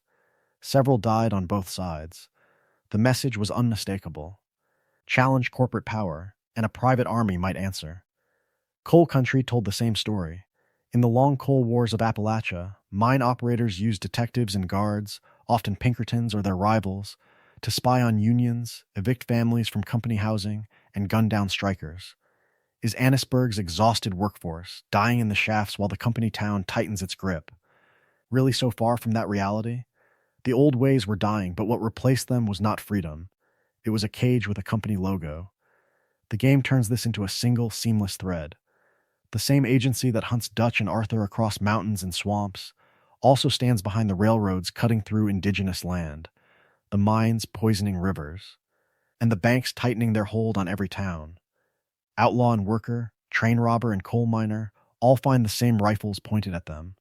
Different crimes, same enforcers. So who is the true villain in this world? The gang that robs a train, or the system that owns the tracks, the coal, and the men? Annesburg, the rail lines, and the Pinkertons together reveal a story of capitalism armed to the teeth, a philosophy that turns law into a weapon and dissent into a target. And as this private army grows bolder, another, even more ruthless force waits in the wings, ready to inherit its methods and its enemies. If Annesburg is where industry feeds on the living, then Van Horn is where it spits out the bones. The town crouches on the shoreline, a crooked row of buildings clinging to a decayed waterfront, the living embodiment of what happens when the railroads redraw the map and leave whole communities behind. From its humble beginnings, Van Horn would once have mattered. Before the great transcontinental lines, before standardized freight schedules and corporate depots, river ports and Gulf Coast towns were the arteries of commerce. Barges, paddle steamers, and coastal schooners moved cotton, timber, coal, and contraband from the interior to the wider world. But the world was changing. As iron rails stitched the continent together, many of those ports lost their purpose almost overnight. Van Horn is a story of that abandonment made visible. Its crumbling docks, half-rotten pilings, and sagging warehouses speak of a time when cargo actually flowed and men had steady work. Now the only regular traffic is drunken sailors, desperate drifters, and captains whose manifests are lies. The absence of formal law is not an accident. It is the natural consequence of a place that no longer fits the official map of civilization. Historically, towns along the Mississippi, the Gulf Coast, and the Mexican border filled this role. When customs houses tightened and tariffs rose, whole shadow fleets appeared in the bays and river mouths, running guns to Mexico, sneaking liquor past revenue men, and moving laborers under brutal contracts no court would acknowledge. Van Horn's black market trade is not fantasy. It is an echo of Galveston's storm-torn docks, of hidden inlets along the Texas coast, of river landings where smugglers met corrupt sheriffs under cover of fog. The captains who haunt Van Horn's saloon, promising passage and profit, are descendants in spirit of those real-world smugglers. They moved weapons, fugitives, and stolen goods between Saint Denis, the Gulf, and the borderlands, occupying that gray zone where outlaw enterprise and corporate interests quietly intersect. Who cares where the guns come from, as long as they arrive on time? Who asks how the laborers were recruited? As long as the mine is never short of hands? In the truest sense, Van Horn is where respectable America dumps its sins. The factories of Saint Denis, the mines of Annesburg, and the ranches of New Austin all depend on invisible channels of supply and disposal. Dangerous cargo, surplus workers, inconvenient bodies, and inconvenient truths pass through places like this. So the polished districts of progress can pretend clean hands. The town becomes a refuge for every lost soul pushed out by that system. Sailors discarded after shipwrecks, workers blacklisted for organizing, outlaws whose crimes no longer even register in a world of corporate betrayal. The old ways were dying, but what replaced them was not mercy. It was efficiency. And if Van Horn is the gutter where the new order drains, then just beyond its rotten piers lies the next stage of that order's evolution. A landscape where even the land itself can be bought, fenced, and drilled until nothing wild remains. Because before the land could be fenced, it had to be mapped. And in the 19th century United States, maps did not begin with railroads or roads. They began with rivers. From its humble beginnings at frontier trading posts to the roaring age of steam, the river network was the living embodiment of power in the early republic. The Mississippi, the Ohio, the Missouri, these were not just blue lines on a page, but arteries of grain, cotton, timber, and human bodies, carrying wealth south and west and then back again. Control a river, and an army could move, a city could rise, a government could tax, and an empire of commerce could quietly take shape behind the language of freedom. By the very beginning of the 1800s, New Orleans sat at the mouth of that system, turning river water into gold. Saint Denis steps into that role in RDR2, a story of mud and money, of dreams and delusions channeled through its docks. Its wharves echo the Mississippi levees, steamers, ferries, cargo cranes, and the constant churn of labor. From dockhands to street vendors to men in white suits who never touch a crate. The world was changing, and in Saint Denis, that change arrives on the tide. Upstream, the picture darkens. Annesburg's riverside coal operation reflects the later phase of the River Age, when water becomes less a highway of opportunity and more a dumping ground for industry. The river there is blackened, choked with slag and ash, a working-class town bound by company scrip and coal dust. It is still plugged into the national bloodstream, still feeding distant furnaces, but the romance is gone. In the truest sense, it is a place where the old ways were dying and something harsher is taking their place. Farther along the coast, Van Horn shows the final stage in that life cycle, the river town that missed the next train. Its ruined piers and drunken brawls belong to a port bypassed by progress, once railroads and deep-water ocean routes made certain bends and harbors obsolete. Once, ships would have lined its shore. Now, it survives on scraps, smuggling, and the occasional traveler foolish enough to stop. The river still flows, but the power has moved on. This is where the rails matter. As steel tracks spread after the Civil War, they began to eclipse the rivers that had built the frontier. Railroads could cut across watersheds, ignore currents, and deliver cargo on strict timetables that rivers could never promise. Some ports, Saint Denis among them, reinvented themselves as industrial hubs tied into both rail and river, doubling their grip on the region. Others, like Annesburg, were locked into extractive roles, their rivers serving only as drains for waste and routes for export.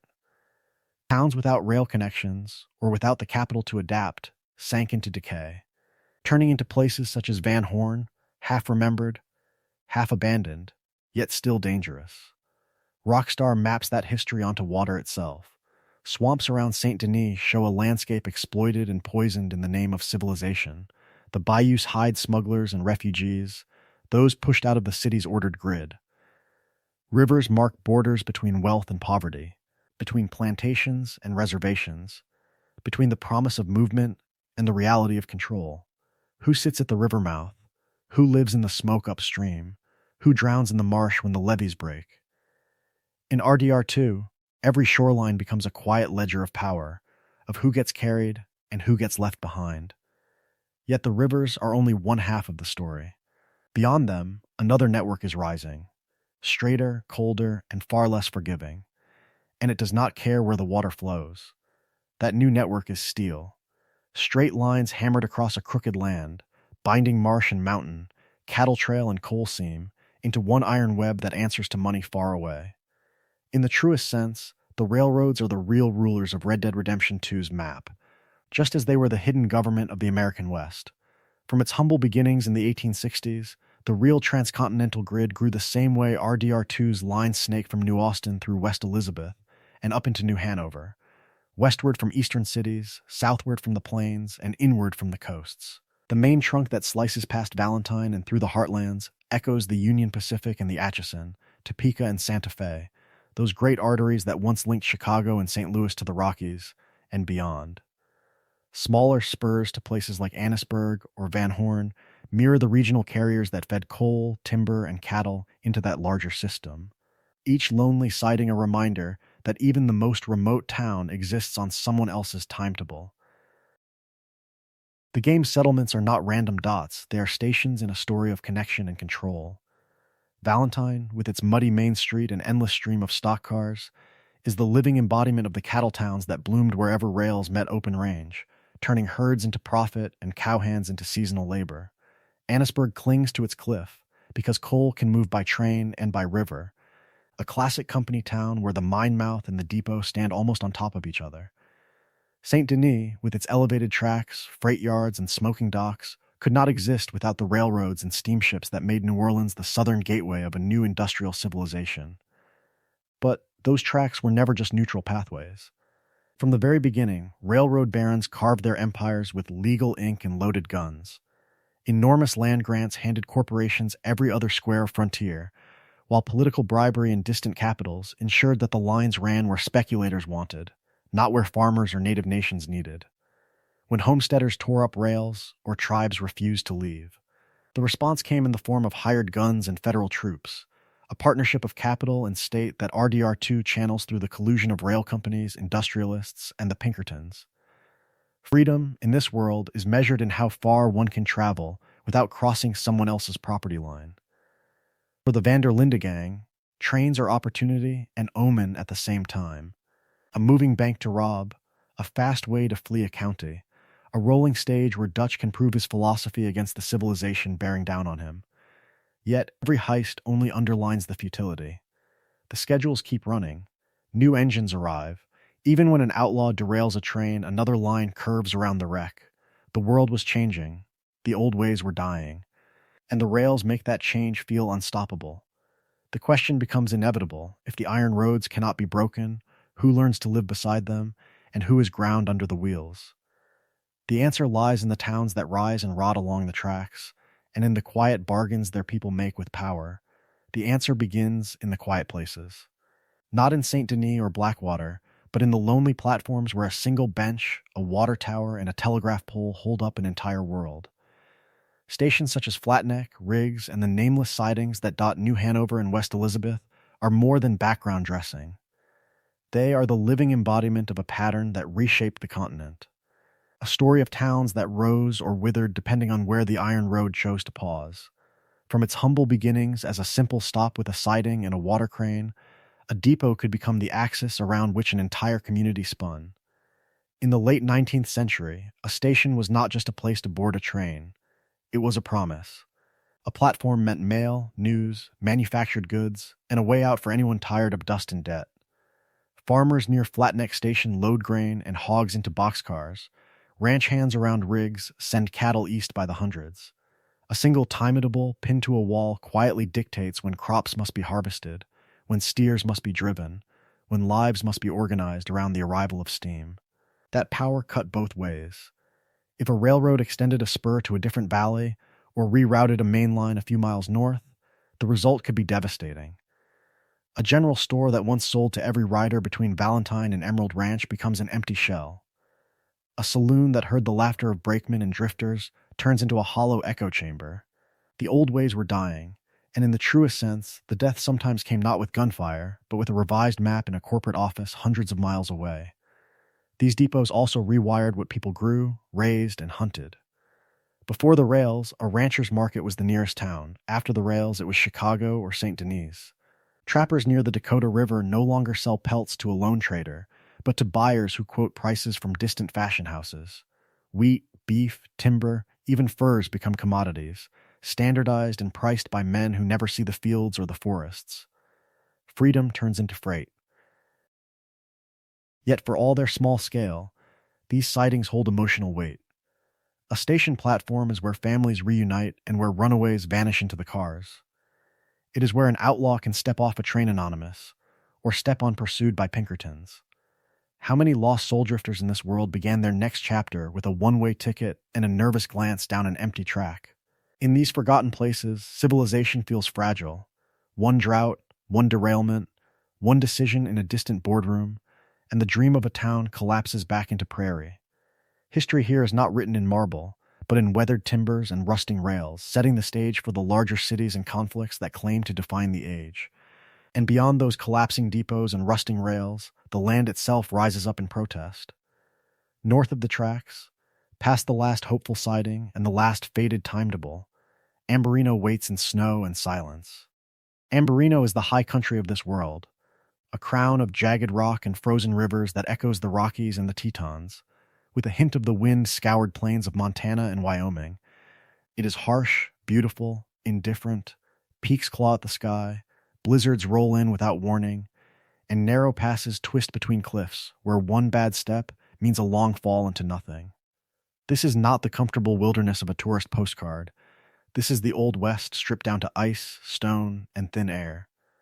From its humble beginnings in the opening hours at Coulter, the game frames Ambarino as both refuge and punishment. The gang hides here after Blackwater, huddled in shacks that barely hold out the cold, while the storm howls around them. Yet those same storms shield them from Pinkertons and railroads. Freedom and exile, safety and suffering, bound together in one blinding white landscape. It is a story of survival and scarcity, of people pushed to the margins and then blamed for living there. Look closer at what is scattered across those ridges and valleys. Abandoned camps, burned wagons, empty tepees half buried in snow, traces of families who passed through or were driven out, leaving only fire rings and broken tools behind. In the truest sense, Ambarino is not empty. It has been emptied. The sparse settlements tell a quiet history of forced removals, broken treaties, and the long march toward fenced reservations on the plains below. Who left these places, and under whose orders? Rockstar folds real history into this silence. By the late 19th century, the world was changing, and the high plains of Montana and Wyoming held reservations where displaced native nations were confined after wars, massacres, and legal betrayals dressed up as agreements. Railroads and cattle trails cut around those lands, mining camps sprang up and died out, and the last open ranges shrank under the pressure of barbed wire and federal policy. Ambarino becomes the living embodiment of that moment when the old ways were dying, not through natural decline, but through deliberate design. Even the near total absence of towns is a kind of accusation. There is no bustling Saint Denis here, no Valentine Main Street, only a few outposts clinging to the edges and the ghost of what once was. Civilization claims this land is too remote, too unforgiving, yet its fingerprints are everywhere in the ruins. The emptiness is not an accident, it is a verdict. And at the center of that verdict stands a people still trying to endure. The Wapiti, rains fall, eagle flies. Their story does not begin when Arthur rides into their camp. Their tragedy has been unfolding in these mountains for years. What happens when a lost soul like Arthur collides with a nation that has already survived a century of betrayal? For the Wapiti, the reservation is not a refuge. It is a sentence. A story of freedom promised, freedom delayed, and freedom finally rewritten into the language of fences, ration books, and signatures on papers no one can read. From its humble beginnings, the reservation system was presented as protection, a way to shield native nations from the worst excesses of encroaching civilization. In reality, it became the living embodiment of control. Wapiti sits high in the mountains, isolated, frozen, hemmed in by invisible borders that are somehow more absolute than any wall. That isolation mirrors real plains and Mountain West reservations carved out in the late 19th century, after decades of war, forced marches, and broken trails of removal. The people are still on their land in the truest sense, yet they are also nowhere. Their world has been reduced to a box on a government map. On that box, every movement is regulated. Leaving without permission becomes a crime. Hunting outside the lines becomes poaching. A nation that once followed the seasons and the buffalo is now told when to travel, what to grow, when to gather for roll call. Rations, flour, sugar, coffee, rancid meat replace the old ways of living off the land. Dependence is not an accident, it is a policy.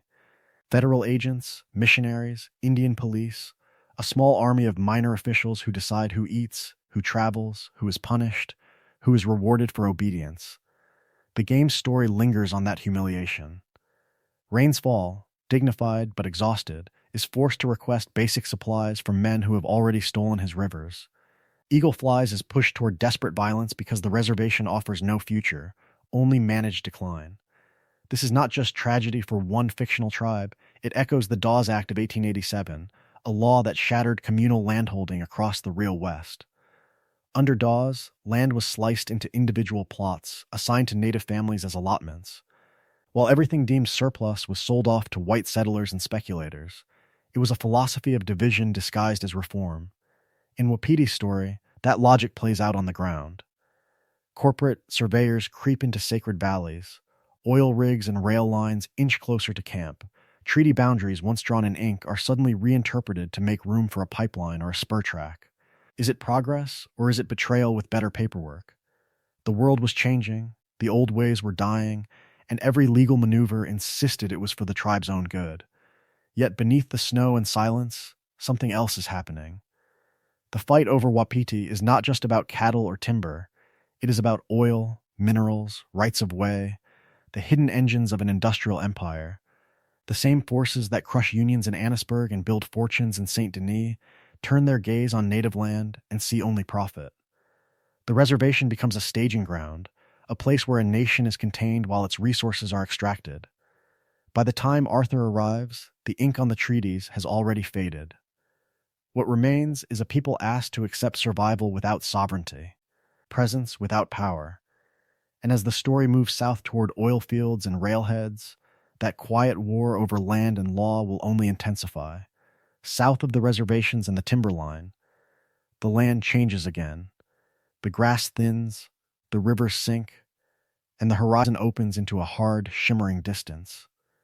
This is New Austin, a story of mesas and dust, of canyons and border towns, of a frontier that looks untouched, while every inch of it is already spoken for on some distant ledger. From its humble beginnings on the map, New Austin is not one place, but many, fused into a single mythic desert. Its red rock arches and sheer walled ravines echo West Texas canyonlands. Its sun-blasted plains and lonely buttes recall the New Mexico territory in the very beginning of the 20th century, and its adobe villages, crumbling missions, and low, flat-roofed cantinas on the San Luis River are the living embodiment of the U.S., Mexico borderlands, where languages, flags, and laws overlap but never quite agree.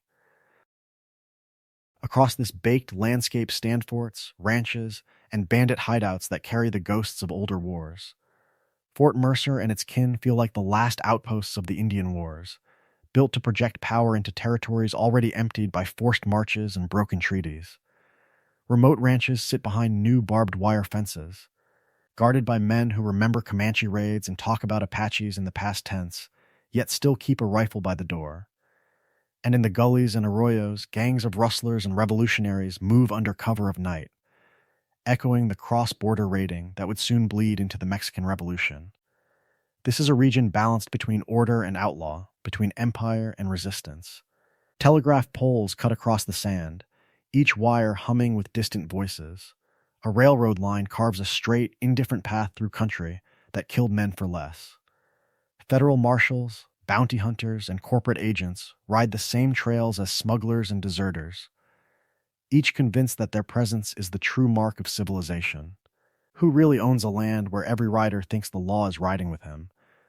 Visually, New Austin is the classic Western movie given flesh, big skies, badlands, dust devils chasing tumbleweeds across empty streets. Yet the world was changing. This is not the 1860s of cavalry charges and open ranges, but the 1900s, where barbed wire has ended the great cattle drives. Telegraphs report crimes before a posse can saddle up, and the old ways were dying beneath the weight of surveys, patents, and company charters. The landscape promises freedom, but the paperwork says otherwise. In the truest sense, New Austin represents the final phase of the frontier myth. A land that still looks wild, still shelters every lost soul and desperate outlaw, but is already being measured, fenced, and claimed. Every canyon has a claim marker, every waterhole has a deed, every trail has a price. The question is no longer whether the desert can be tamed, but who will be allowed to remain once it is. And as the story rides south and west into this harsh, sunburnt borderland, the last illusion of escape will be tested against something even harder than rock. Because in New Austin, the dream of riding beyond civilization meets the reality that there is nowhere left to run. The dream of riding beyond civilization dies hardest in places that never knew romance to begin with. Annesburg is that place. A town without illusions, wedged between a cliff that presses down from above and a river that chokes it from below. It is the living embodiment of what progress really costs once the posters are torn down and the speeches end. From its humble beginnings as a riverside coal camp, Annesburg grew straight up rather than out, crushed into a narrow gorge where the tracks. The shacks and the mine all compete for the same poisoned air. Smoke clings to the water, ash settles on roofs, and the constant scream of the hoist echoes off the rock. It mirrors the coal towns that spread through Appalachia and Pennsylvania in the 1880s and 1890s, where valleys were carved not by rivers, but by company surveys and blast charges. Coal is the quiet engine of this world. The railroads that stitch the map together, the factories in Saint Denis, the lamps that burn in the mansions of the rich, all depend on black rock torn from places just like this. In the truest sense, Annesburg is essential to the new age, yet to the distant investors in New Hanover and Saint Denis, it is also completely expendable. If the mine floods, if the workers die, another seam can be opened, another town can be built on another scarred hillside. The philosophy of the Gilded Age is simple: coal moves, people do not matter. That cold logic shapes every inch of Annesburg's daily life. The company owns the mine, but it also owns the houses that lean into the mud, the rickety boarding rooms, the saloon where wages vanish, and the company store where prices never fall. Miners are paid in scrip, not real money, tokens only redeemable at that same store, where food, tools, and even medicine are marked up until debt becomes a second set of chains. What looks, from the outside, like freedom to work is in truth a story of quiet captivity, a cycle of peonage that keeps men underground and their families one missed shift away from eviction. Walk Annesburg streets and the game never lets the cost stay abstract. Coughing workers stagger from the shafts, black dust ground into their faces. Children run errands instead of going to school, mirroring the breaker boys of real coalfields who spent their days picking slate from coal until their lungs and fingers failed. Women stand in doorways, exhausted, waiting for men who might not return. How many mining towns lost dozens, even hundreds, in a single explosion or collapse? How many names were never printed beyond a local paper? Early unions tried to answer those questions with action. From Pennsylvania's strikes to the bloody coal wars of West Virginia and Colorado, miners organized, marched, and bled for shorter hours, safer shafts, a wage in actual dollars. In Annesburg, whispers of organizing feel dangerous, almost suicidal, and that tension hangs over every conversation. The old ways were dying, but the new order offered only a different master. For the Van der Linde gang, passing through Annesburg is a brutal reminder that outlawed dreams of freedom exist beside another. Harsher struggle, the fight of workers simply to survive the very progress that is closing the frontier. And as the journey follows the tracks outward, toward Van Horn and the open sea, the question lingers. If even the ocean has become a shipping lane, where can a lost soul run when the company owns the horizon too? If Van Horn is the horizon the company owns, then Annesburg is the blueprint that made that ownership possible. The town is a story of power made visible, of control hammered into wood and iron until the landscape itself becomes a warning. From the very beginning, Annesburg's layout tells who matters and who does not. The mine mouth and its towering headframe dominate the hill, belching smoke over everything. Below it, crooked rows of shacks cling to the slope, stacked almost on top of one another, drowning in coal dust and river fog. At the center, on slightly higher, cleaner ground, sits the company office, straight lines, solid walls, a safe, a flag. It is the living embodiment of hierarchy, a physical reminder that in this world, freedom flows downhill only when the owner permits it. Children cough in the Allies while foremen bark orders from raised platforms. The tracks run directly from the mine to the river, bypassing the town's homes as if the workers' lives are an inconvenient detour. That visual binary, wealth in brick and glass, misery in splintered boards, echoes real company towns from Pennsylvania to West Virginia, where miners paid rent to the same men who paid their wages, and sometimes owed both back by the end of the week. Beneath that soot-blackened order, the grievances in Annesburg mirror the labor wars of the age. Miners mutter about long hours, dangerous shafts, and men buried alive for a day's pay. It recalls the Molly Maguires in the 1870s, Irish coal workers accused, often on flimsy evidence, of violent resistance in the Pennsylvania fields. It evokes the Latimer Massacre of 1897, when striking immigrant miners were gunned down by a sheriff's posse for marching unarmed. The world was changing, and the old ways were dying, but in the coal town's progress meant more output, not more mercy. Overheard conversations in Annesburg mentioned talk of organizing, of men from the United Mine Workers whispering about dues and meetings. A foreman scoffs that agitators will be taken care of. Another worker wonders aloud, what good is civilization if it just digs the grave deeper? The game never stages a full strike here, yet the tension hangs in the air, a fuse waiting for a match that never quite arrives on screen. Into this pressure cooker walks the Van der Linde gang, chasing money, not justice. Arthur escorts a grieving widow whose husband died in the mine, shakes down a terrified foreman, steals from the very people who might have been allies in another story. Dutch talks about oppression and corrupt capital, but when faced with an actual class struggle, the gang remains apart, drifting through as outlaws rather than organizers. Their philosophy is personal, not collective. It offers escape, not reform. In the truest sense, Annesburg exposes their isolation. Here, betrayal is not just between friends, but between classes, between those who profit and those who suffocate. Rockstar lets that reality seep in through environmental storytelling, the cramped bunkhouses, the exhausted faces at the docks, the quiet anger in background dialogue. It hints that somewhere beyond the game's frame, men will eventually down tools, Pinkertons will arrive, and shots will be fired. But not yet.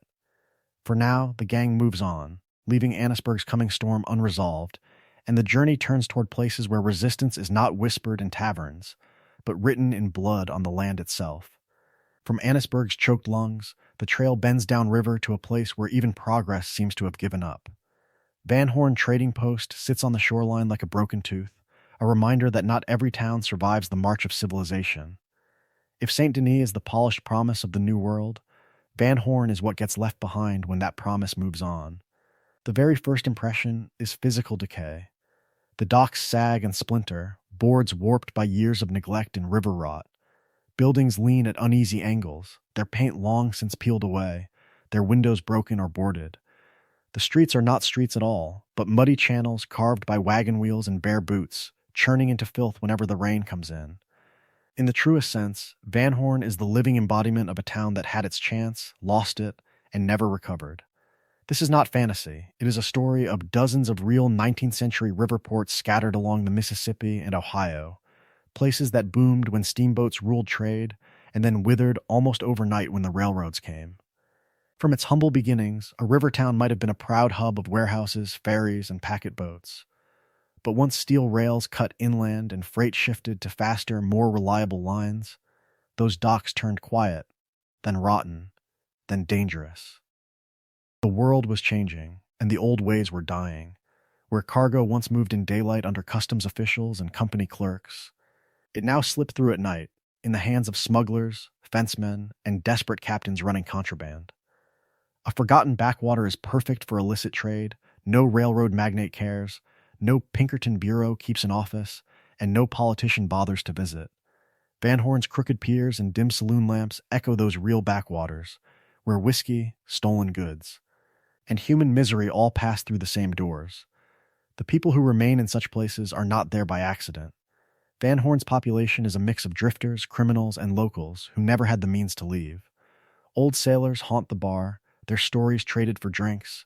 Petty outlaws lurk in alleys, waiting to rob someone who is probably planning a robbery of their own. Families cling to collapsing shacks, their loyalty to the town born less from pride than from having nowhere else to go. Economic abandonment breeds a social vacuum, and in that vacuum, law becomes a rumor rather than a fact. This is the mirror opposite of Saint Denis. One thrives on capital, rail connections, and political power. The other exists because it is no longer profitable to care whether it exists at all. Where Saint Denis dresses its exploitation in electric lights and boulevards, Van Horn strips everything down to the raw nerves of survival. Which vision of America is more honest, the city that celebrates progress, or the outpost that shows who gets discarded along the way? For the Van der Linde gang, passing through Van Horn means brushing against that discarded future, a glimpse of what outlaw freedom becomes when all the dreams and delusions have rotted away. But beyond this decaying shoreline waits a different frontier, where the map itself seems unsure of what comes next. Van Horn is that discarded future made flesh. The living embodiment of what happens when a nation obsessed with order simply looks the other way. If Saint Denis is the polished face of progress, Van Horn is the rotting jaw beneath it, where the teeth have fallen out and only hunger remains.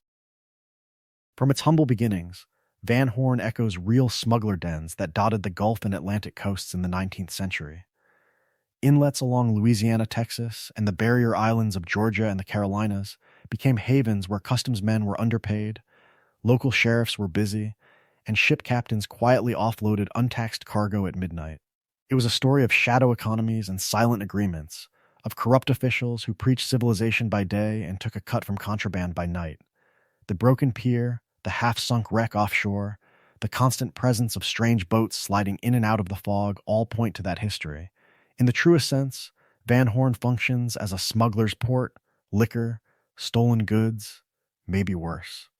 Moving through a town that survives on whatever drifts in. The law is technically there, somewhere on a distant ledger but practically absent. What matters is who controls the next shipment, not who holds a badge. But Van Horn is not just a coastal outlaw nest. It also channels the culture of river rats that clung to the Mississippi and its tributaries, boatmen, drifters, roustabouts, and day laborers who lived hand-to-mouth on the margins of the water.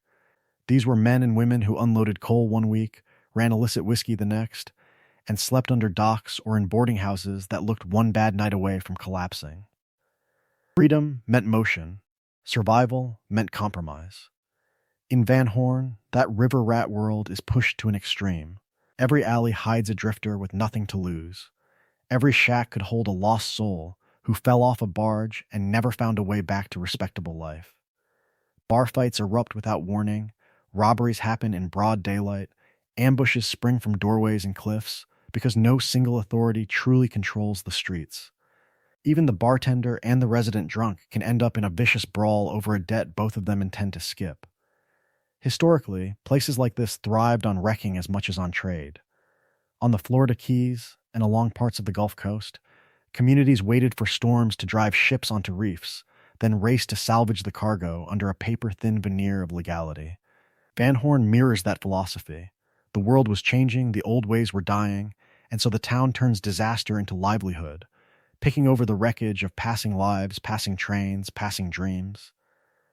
That is the deeper role Van Horn plays in the story of America that RDR2 is telling. As power centralizes in cities, railroads, and corporations, the periphery does not simply vanish. It curdles. Places beyond the reach of stable law become more desperate and more dangerous, clinging to outlaw freedom long after it has become a trap. And beyond Van Horn's ruined docks lies yet another frontier, where that desperation meets something even older than the railroad or the riverboat: the land itself. Beyond that raw edge of land and memory, something colder cuts through the map: steel. If Van Horn is the rotting fringe of river trade, then the railroads are the iron handwriting across the continent, spelling out who matters and who is already forgotten. In the truest sense, the game's world is stitched together on those tracks. From its humble beginnings in the snowy isolation of Coulter, the gang is always moving toward the rails. The main line that runs from Saint Denis through Rhodes and up toward Valentine mirrors the great north-south arteries that once tied New Orleans to the cattle towns of the plains. Another branch claws east toward Annesburg and Van Horn, echoing the coal and timber lines that fed real Gilded Age ports. These are not random routes. They are a story of capital flowing from forest and mine, through muddy main streets, into the furnaces and counting houses of the city. Saint Denis is the living embodiment of that process. Its depots, sidings, and freight yards sit pressed against the factories and docks, turning cotton, sugar, and manufactured goods into constant motion. Valentine's modest station, by contrast, tells a different story. Cattle and hides loaded in the rain, ranch hands half drunk on the platform, the brief glory of the frontier reduced to schedules and freight manifests. Annesburg's grim little depot is even harsher, a company choke point where coal is weighed, workers are watched. And every wagon is another reminder that the world was changing long before an outlaw ever drew a gun. Those rails do more than move cargo. They bend time itself. Before the railroad, noon was whatever the sun said it was. After it, noon became whatever the timetable demanded.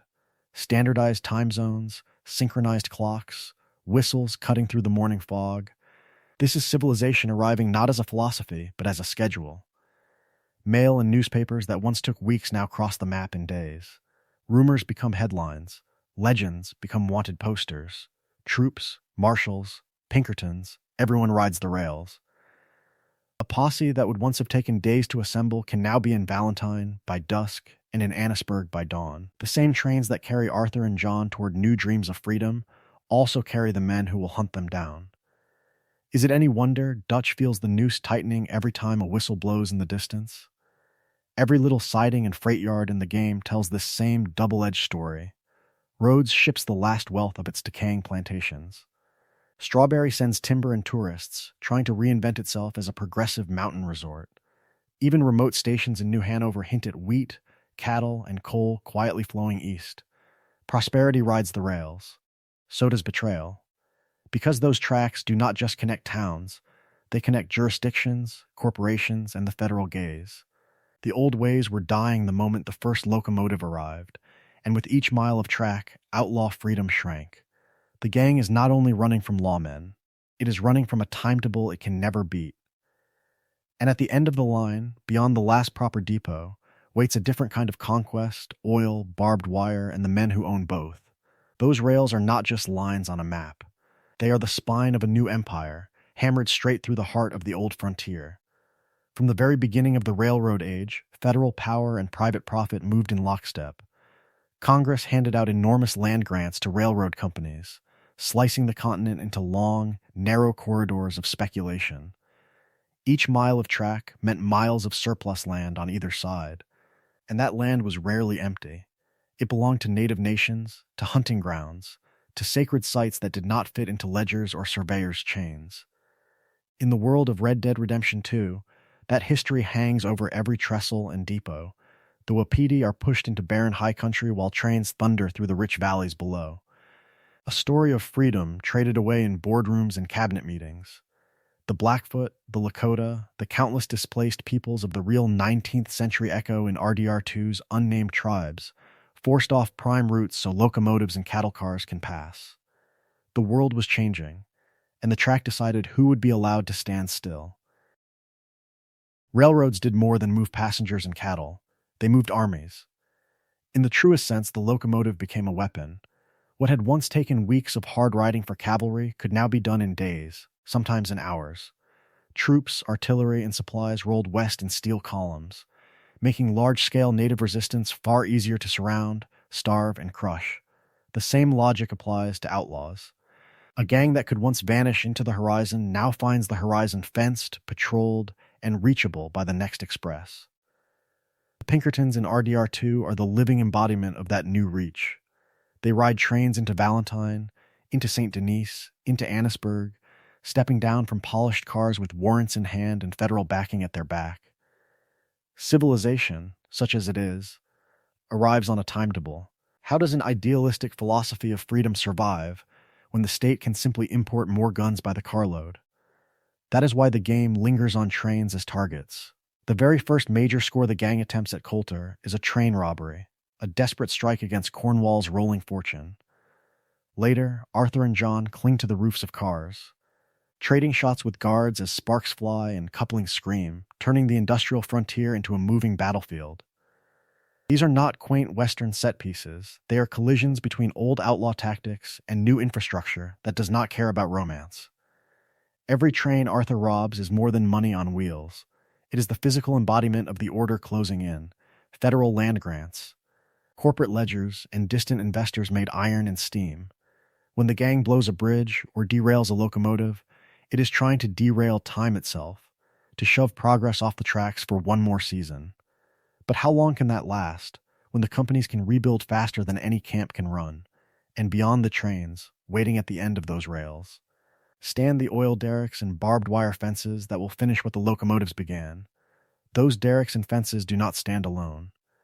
They are the end points of a chain, and that chain runs back through every mine entrance, every logging camp, every raw scar of railbed cut through the hills.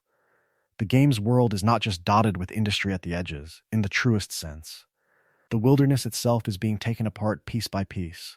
From its humble beginnings in the heartlands, the player rides past small logging outfits where trees lie stacked like corpses, bark peeled, branches gone, awaiting the sawmill. These are not grand cities or roaring factories. They are rough shacks, portable steam engines, muddy wagon ruts leading to rail spurs.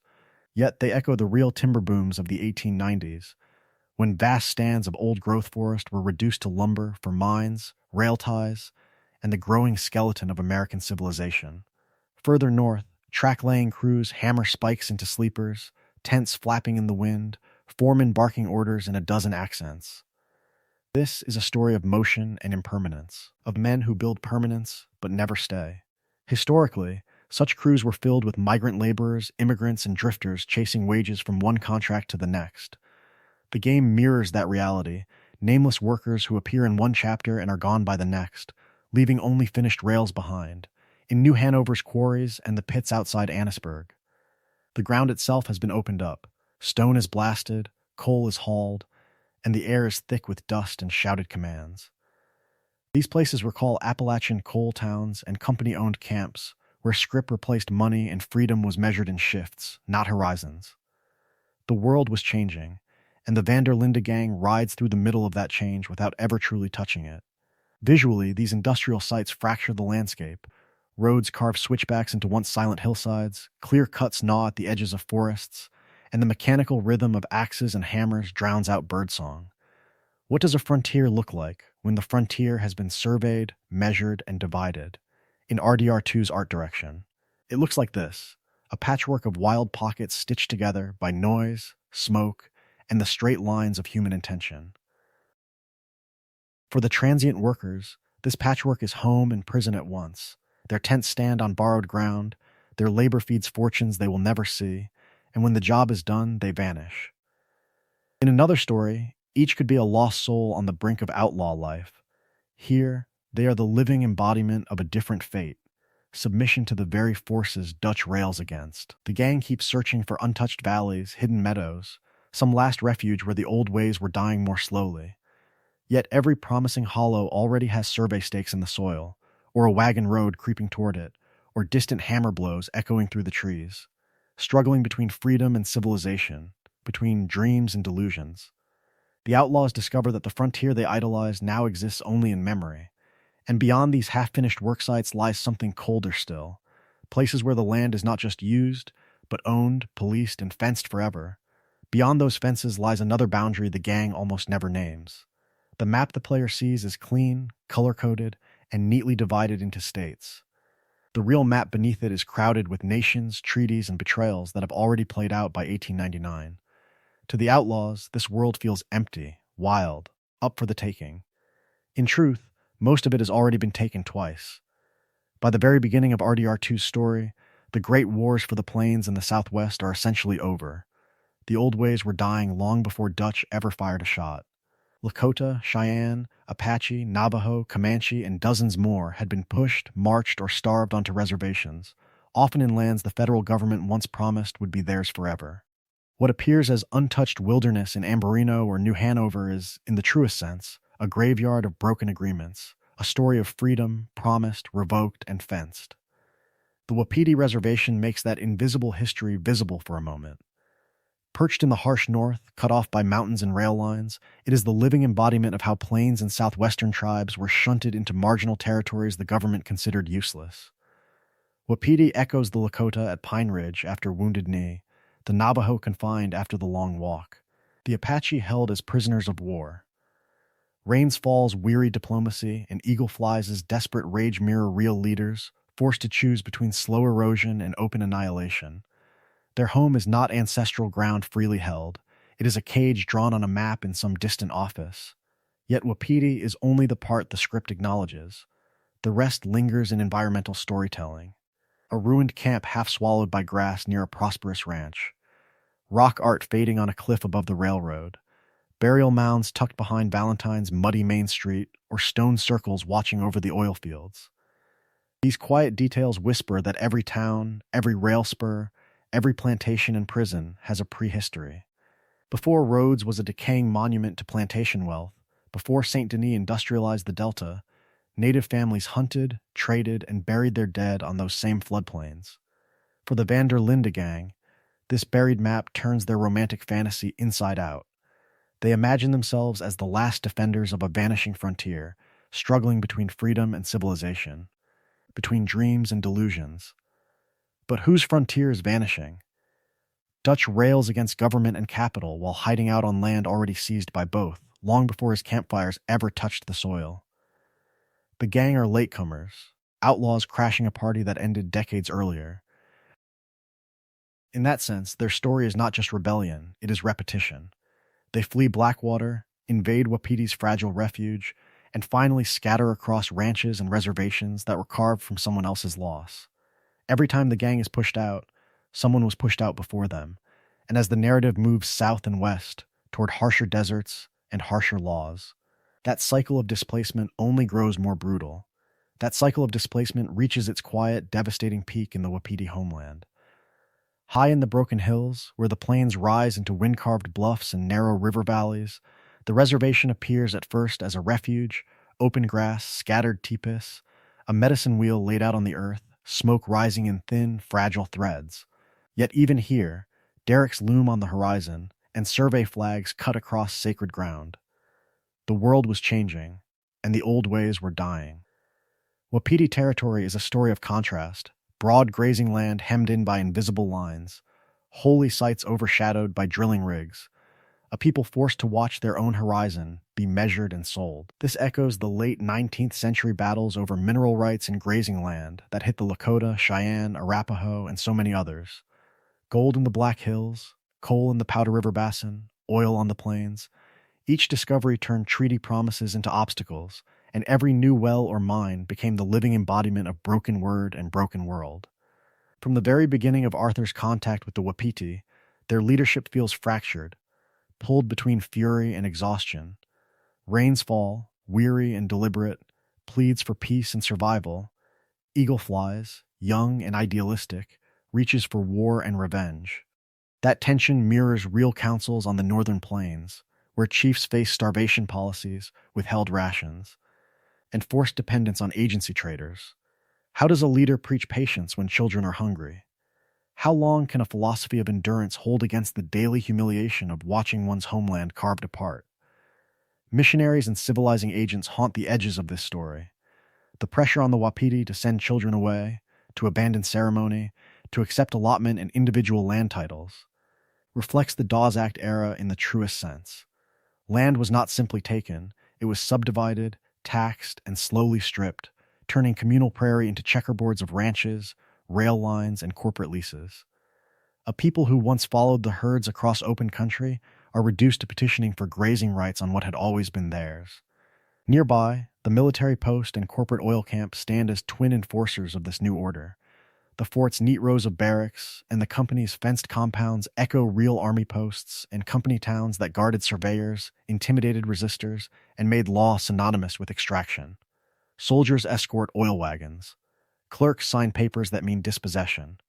Pinkertons hunt outlaws in the cities while officers and agents erase nations in the plains. Arthur's involvement with the Wapiti forces a brutal comparison. The gang sees itself as persecuted, driven from camp to camp by a ruthless civilization. But the reservation reveals an older, deeper pattern. This is what it looks like when there is nowhere left to run. In helping Eagle Flies, Arthur is not just aiding another outlaw in a doomed stand. He is confronting the long shadow beneath Dutch's rhetoric. The realization that their dreams of freedom ride on ground already soaked in someone else's tears. And as the story turns toward the deserts and prisons farther west, that realization will not fade, it will sharpen into something even more dangerous. If the Wapiti story exposes the cost of civilization on the land, the Pinkertons reveal its iron fist in motion. Their arrival turns the gang's wandering tragedy into something else entirely. A story of a small, idealistic outlaw family colliding with a modern, corporate-backed machine that does not sleep, does not forgive, and does not forget. From its humble beginnings in the 1850s, the real Pinkerton National Detective Agency sold itself as the shield of order in a chaotic world. Allan Pinkerton's men protected railroad lines, guarded payrolls, and tracked down headline outlaws. But they were also hired to infiltrate unions, break strikes, and protect the profits of industrial barons. In the truest sense, they were the living embodiment of a new philosophy of law, not community justice, but private security in service of capital.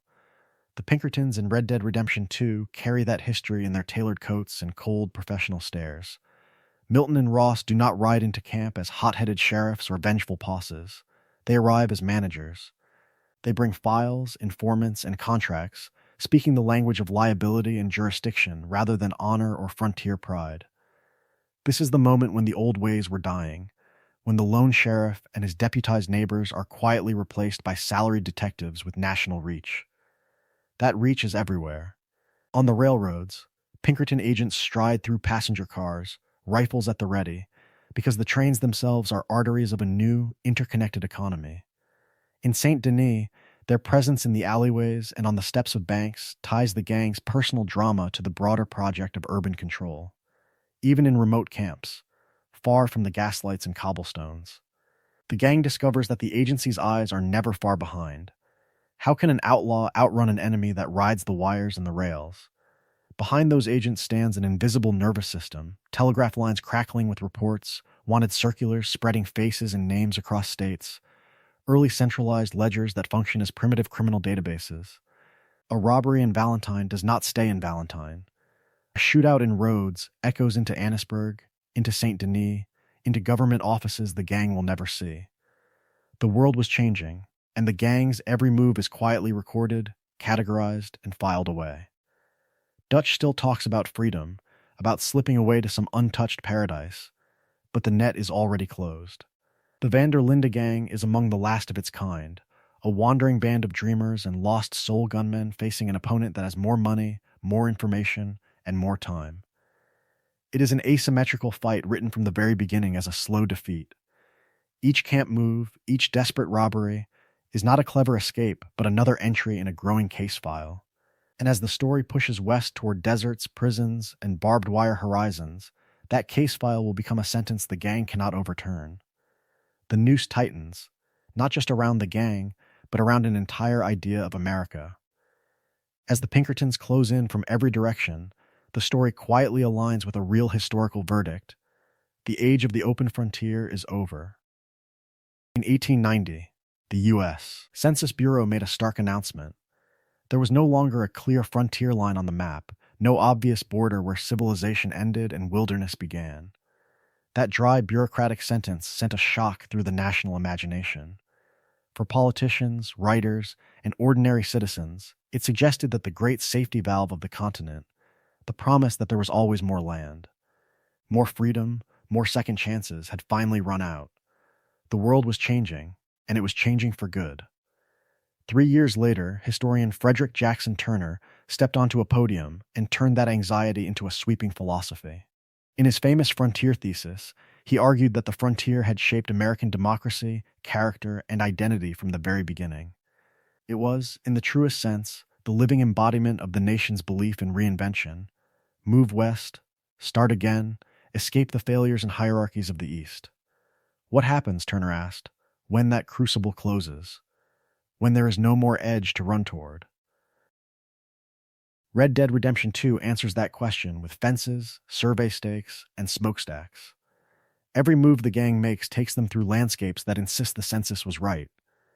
Valentine's muddy street is lined with telegraph wires and railroad tracks. Rhodes is ringed by decaying plantations being chopped into parcels and sold off. Strawberry, from its humble beginnings as a logging camp, is turning itself into a picturesque resort, complete with planned streets and a mayor who talks about progress.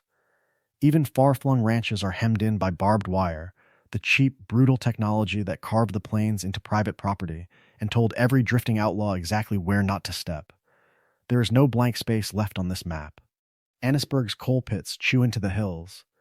Saint Denis belches smoke over its slums and streetcars, and survey teams chart every riverbank and valley. The gang rides through forests already measured, through prairies already claimed, through tribal lands already stolen and renamed. Where is freedom supposed to live in a world that has been so thoroughly divided, numbered, and taxed? Dutch van der Linde refuses the answer. His plans grow wilder as the options grow smaller, because his entire philosophy depends on a frontier that no longer exists.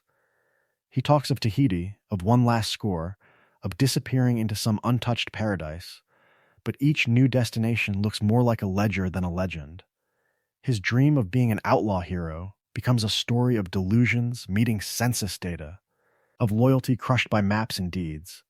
Dutch is trying to resurrect a frontier that has died on paper and in practice, and every camp the gang builds feels less like a new beginning and more like a relic on display. In this closing world, legends do not ride off into the sunset. They are fenced in, cataloged, and buried. The question now is not whether the frontier will end, but how men who were born in its shadow will face that ending. The myth of the West promises something simple: wide open range, lone gunslingers, clear lines between good and evil. Red Dead Redemption 2 walks straight into that fantasy, then lets its towns and rail lines quietly tear it apart. From the very beginning, the classic Western imagination is on display. Arthur as the stoic outlaw, Dutch as the philosopher king, the gang as a wandering family chasing freedom beyond the reach of civilization. Yet every location they touch insists on a different story, a story of contracts, company script, racial hierarchy, and men with ledgers who are far more dangerous than men with guns. Take Saint Denis. On the surface, it feels like the ultimate intrusion of civilization, the living embodiment of the world Dutch claims to hate. Electric street lamps, streetcars, factories, and mansions all pressed together. But look closer, and the Hollywood illusion of the West collapses. Segregated trolleys, black dock workers under armed supervision, immigrant labor crammed into filthy alleys. This is not a land of equal opportunity. It is a Jim Crow city in the Gilded Age, where progress means that brutality now runs on a timetable and is written into law. Annesburg pushes that even further. The myth says the frontier is a place where a man can make his own way.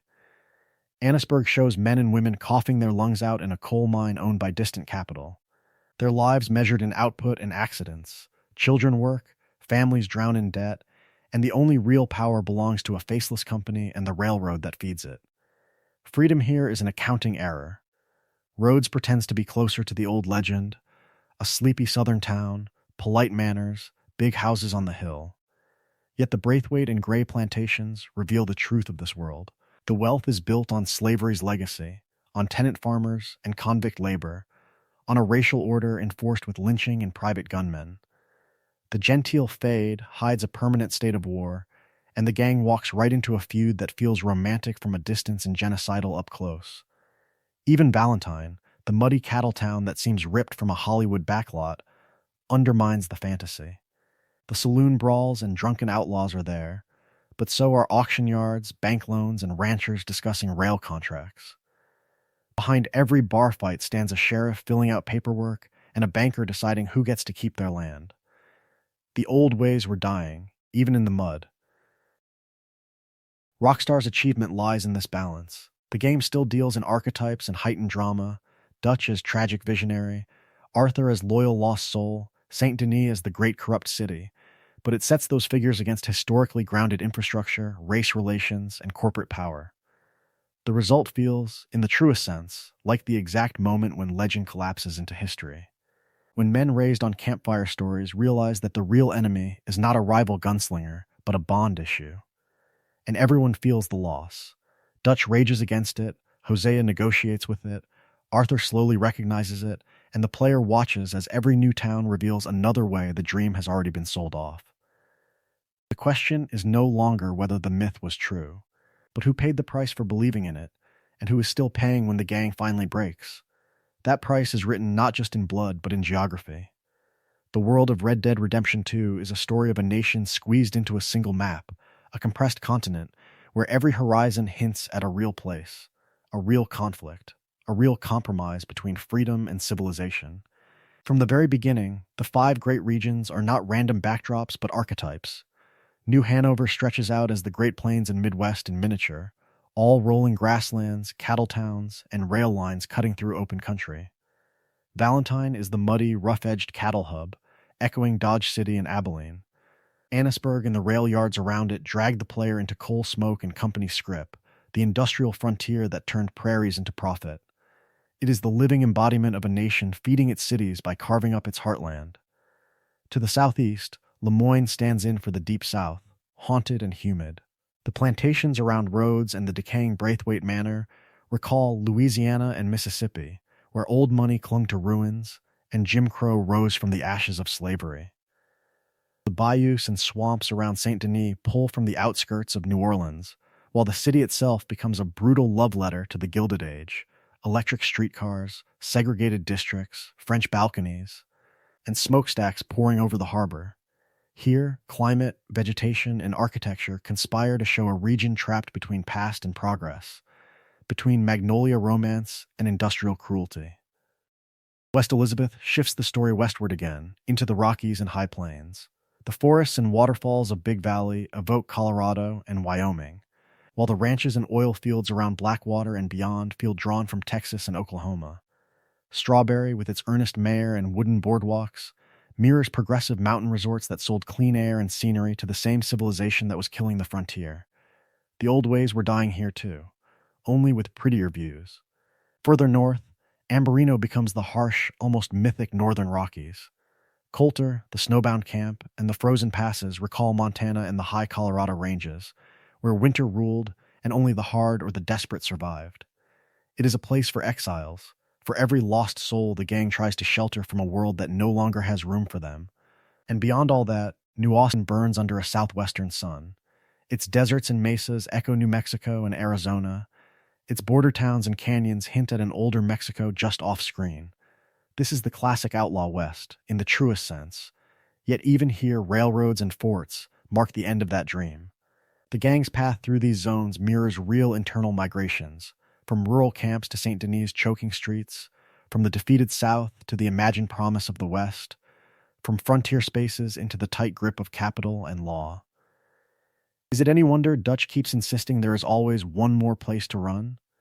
Each region borrows climate, vegetation, architecture, and industry from multiple states, but the blend is so precise that it feels historically inevitable. Coal in New Hanover, cotton and sugar in Lemoyne, timber in West Elizabeth, fur and ore in Amberino, cattle and border trade in New Austin, a whole economy stitched together.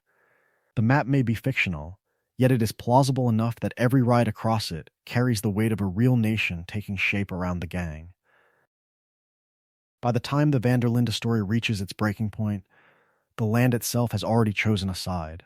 The question is how each town, each camp, each borrowed landscape will witness that final collapse, and who will still be standing to remember what was lost. By the time the land has chosen a side, the gang's camps tell the rest of the story. Each fire they light, each tent they raise, becomes a marker in a quiet march from freedom toward encirclement. From its humble beginnings at Horseshoe Overlook to the rot of Beaver Hollow, the geography of their hope shrinks, one move at a time. Horseshoe Overlook seems peaceful. Perched above Valentine, it looks down on a world that still pretends the old ways were dying slowly, not all at once.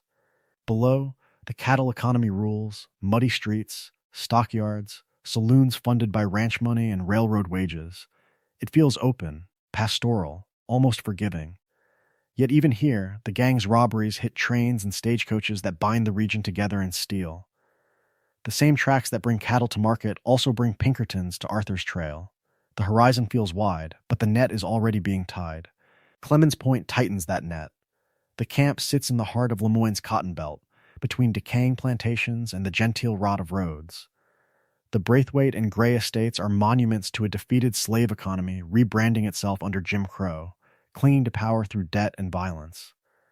Dutch's family hides in the trees beside a lake while wagons haul bales to the tracks, and steamboats carry cotton towards Saint Denis. Here, the gang is no longer just dodging lawmen, it is trespassing in a rigid social order that has no space for wandering outlaws, displaced sharecroppers, or native families driven from their land. Everyone on those roads is moving because someone else has taken their place.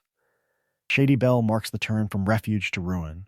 The ruined manor, half swallowed by the Lemoyne swamps, is the living embodiment of a southern aristocracy that lost a war and learned nothing. Around it, the economy shifts from fields to shipping. Saint Denis looms to the east, with its industrial docks, electric lights, and segregated streetcars. Coal, cotton, and imported goods pour through its warehouses.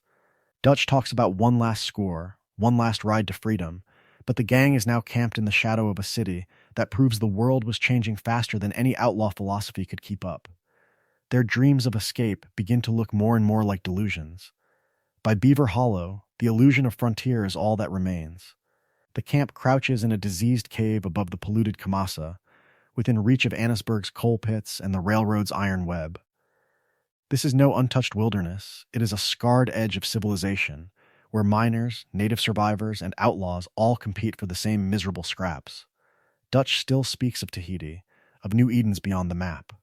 But the frontier he invokes died long before the gang arrived. In the truest sense, Beaver Hollow is not a hideout. It is a corner. There is nowhere left to run, only stories left to tell.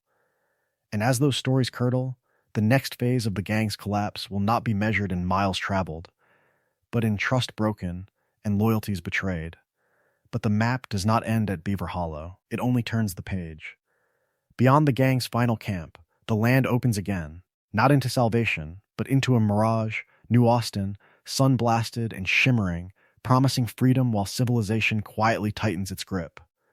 From its humble beginnings, New Austin is framed as the last picture in the gallery of the West. Wide, ochre deserts roll out under a brutal sky, mesquite and cactus clinging to dry arroyos, buzzards circling over half-buried bones.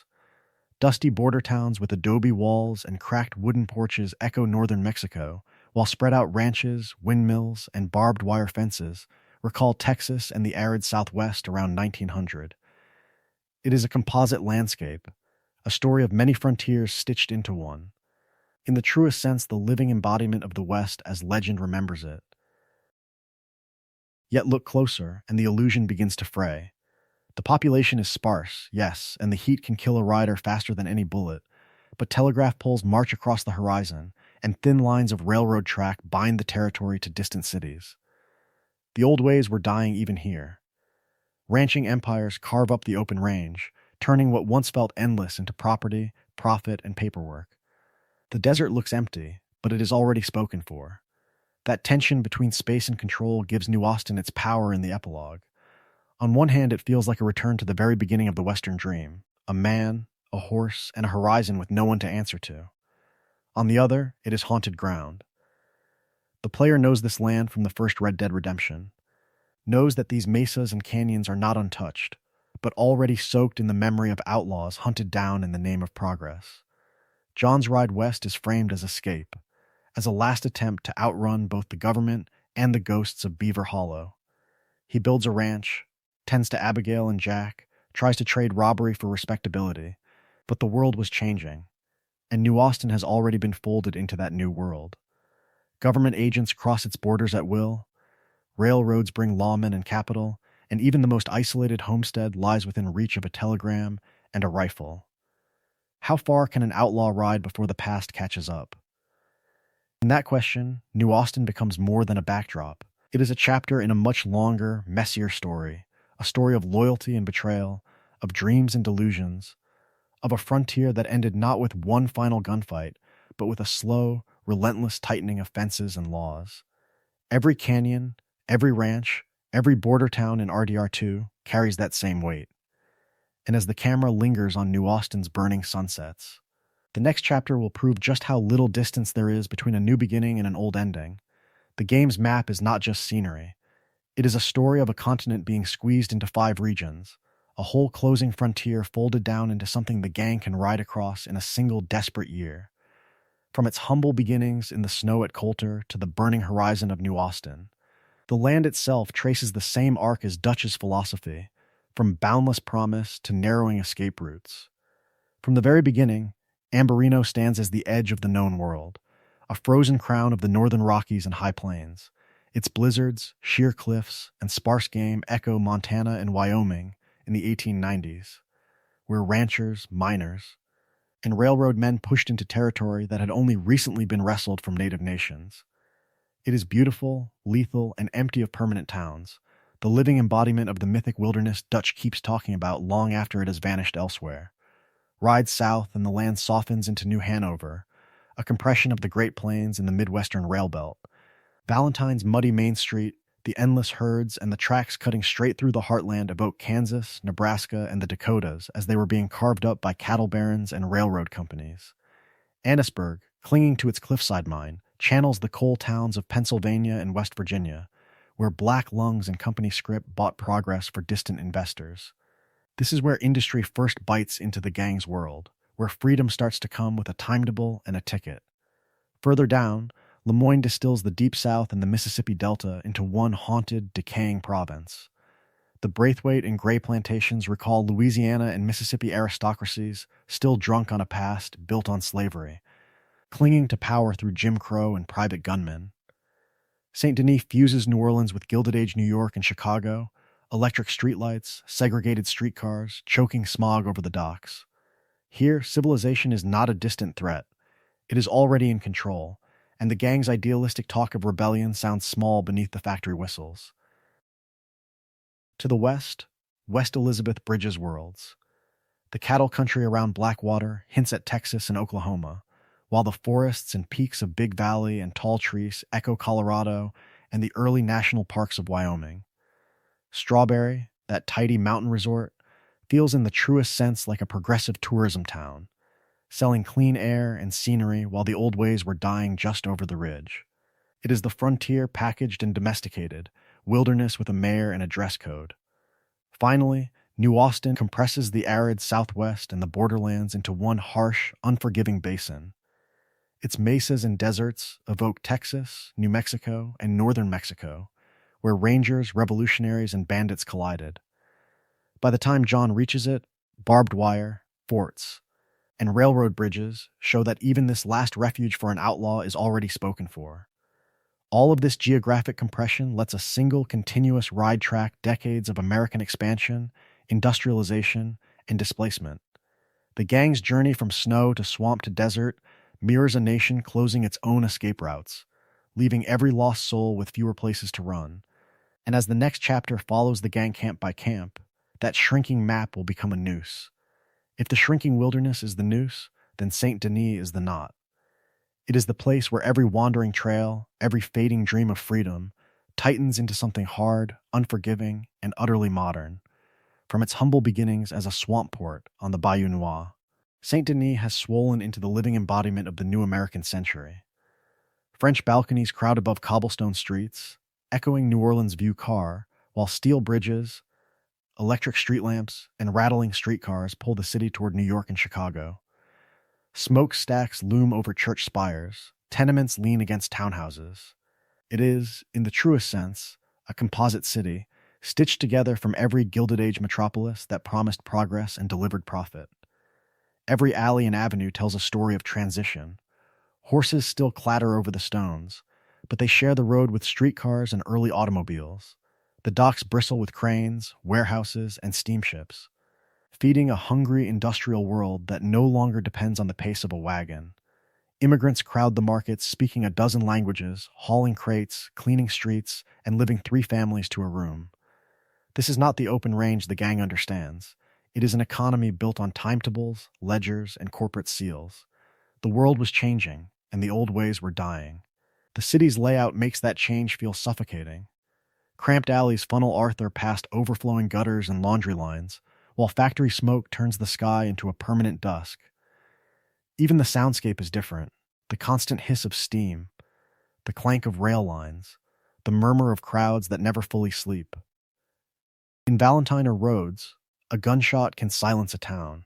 In Saint Denis, a gunshot is swallowed by the noise, barely a ripple in an ocean of industry. Beneath the architecture, a harsher order rules. Saint Denis is a story of racial hierarchy written into stone and streetcar tracks. Wealthy white districts bask in electric light, while black neighborhoods and immigrant quarters crowd the margins, watched by patrols and barred from certain spaces. This mirrors the real Jim Crow South, where segregated streetcars, poll taxes, and lynching culture enforced white supremacy after Reconstruction.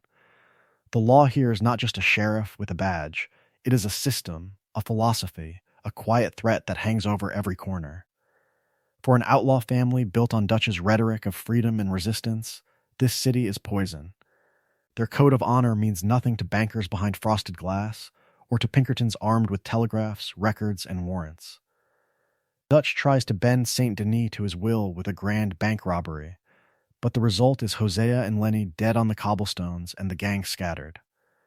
How can a handful of riders stand against a place that never even notices their rules? In Saint Denis, the Van der Linde gang does not just fail a job, it fails to belong. The city exposes Dutch's idealistic philosophy as delusion, turns loyalty into liability, and shows that the frontier's last outlaws are already ghosts in someone else's civilization.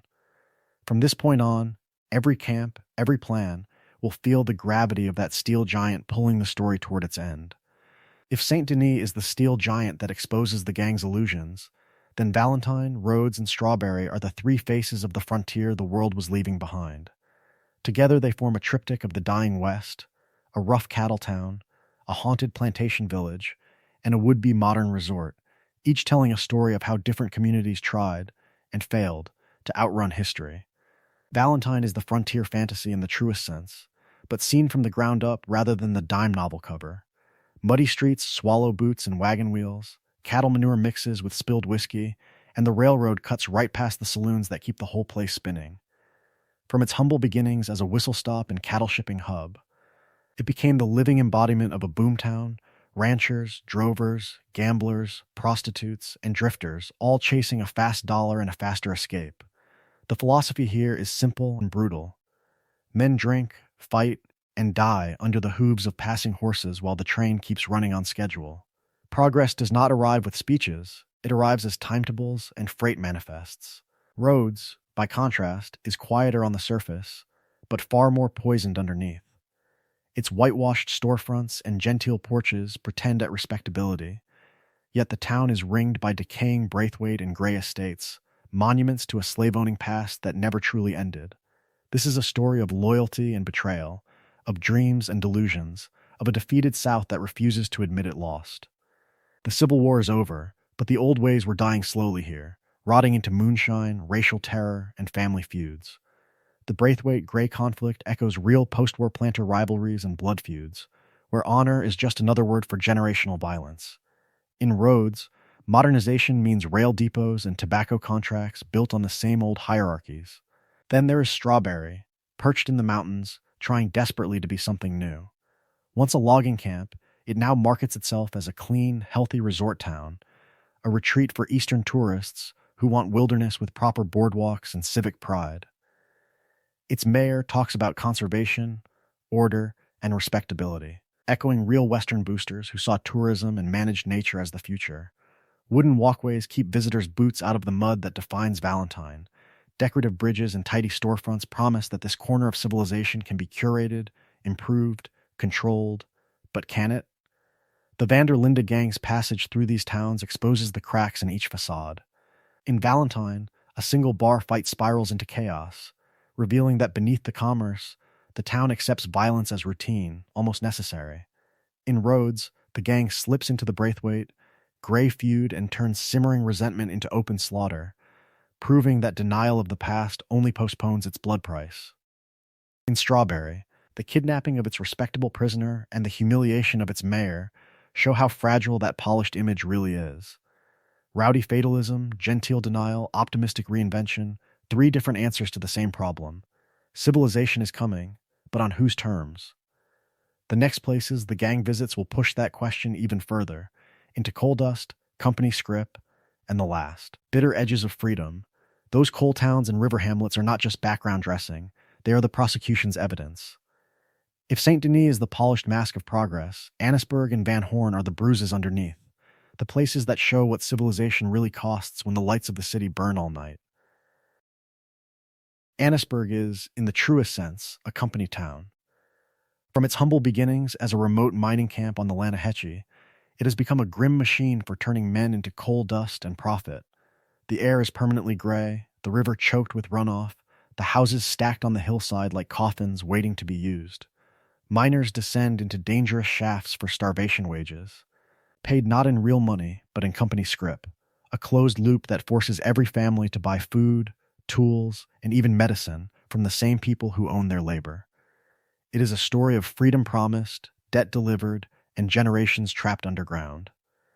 Historically, this mirrors the coal fields of Appalachia and Pennsylvania around 1900, where entire towns were owned by mining corporations, and the Pinkertons were hired to break strikes as quickly as they were sent to hunt outlaws.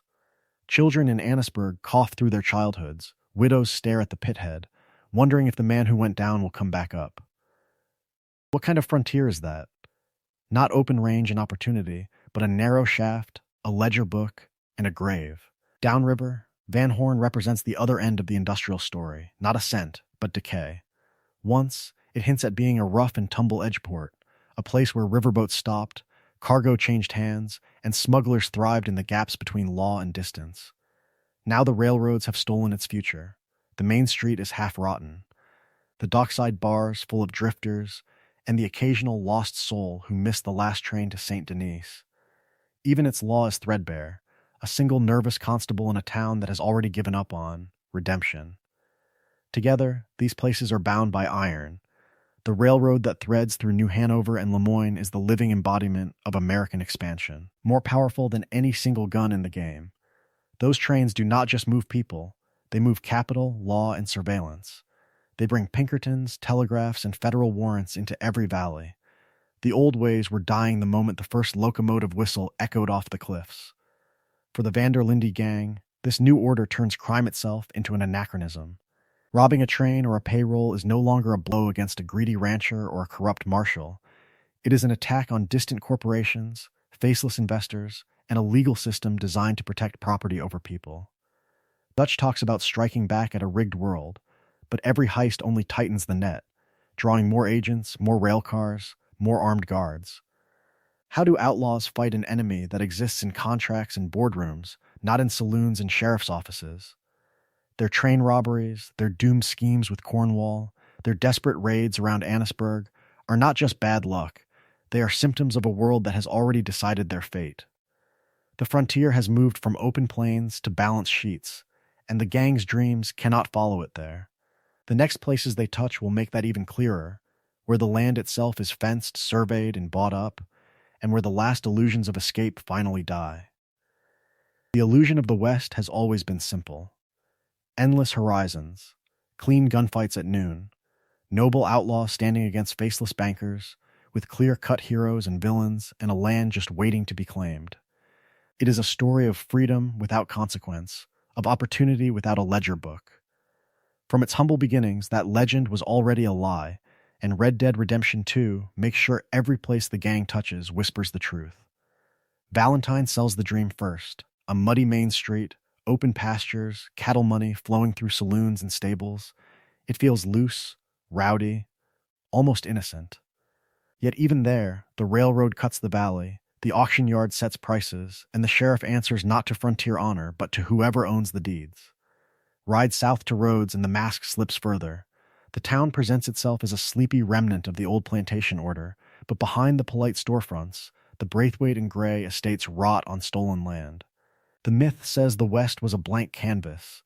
The reality, embedded in Lemoyne's soil, is native displacement, broken reconstruction, and a white elite clinging to power through debt, terror, and family feuds that feel romantic until bodies start piling up. The old ways were dying, but they were not going quietly. Then, Saint Denis shatters the fantasy in the truest sense. This is not a frontier town. It is the living embodiment of the Gilded Age. Electric lights, segregated streetcars, belching smokestacks, and a police force that protects capital first, everything else second. The mythic West promises that an outlaw can vanish into the wilderness. The historical West, mirrored here, shows a world where Pinkertons ride trains, telegraphs move faster than horses, and corporations own not just mines and rail lines, but whole neighborhoods. Every region the Van der Linde gang passes through peels back another layer of legend.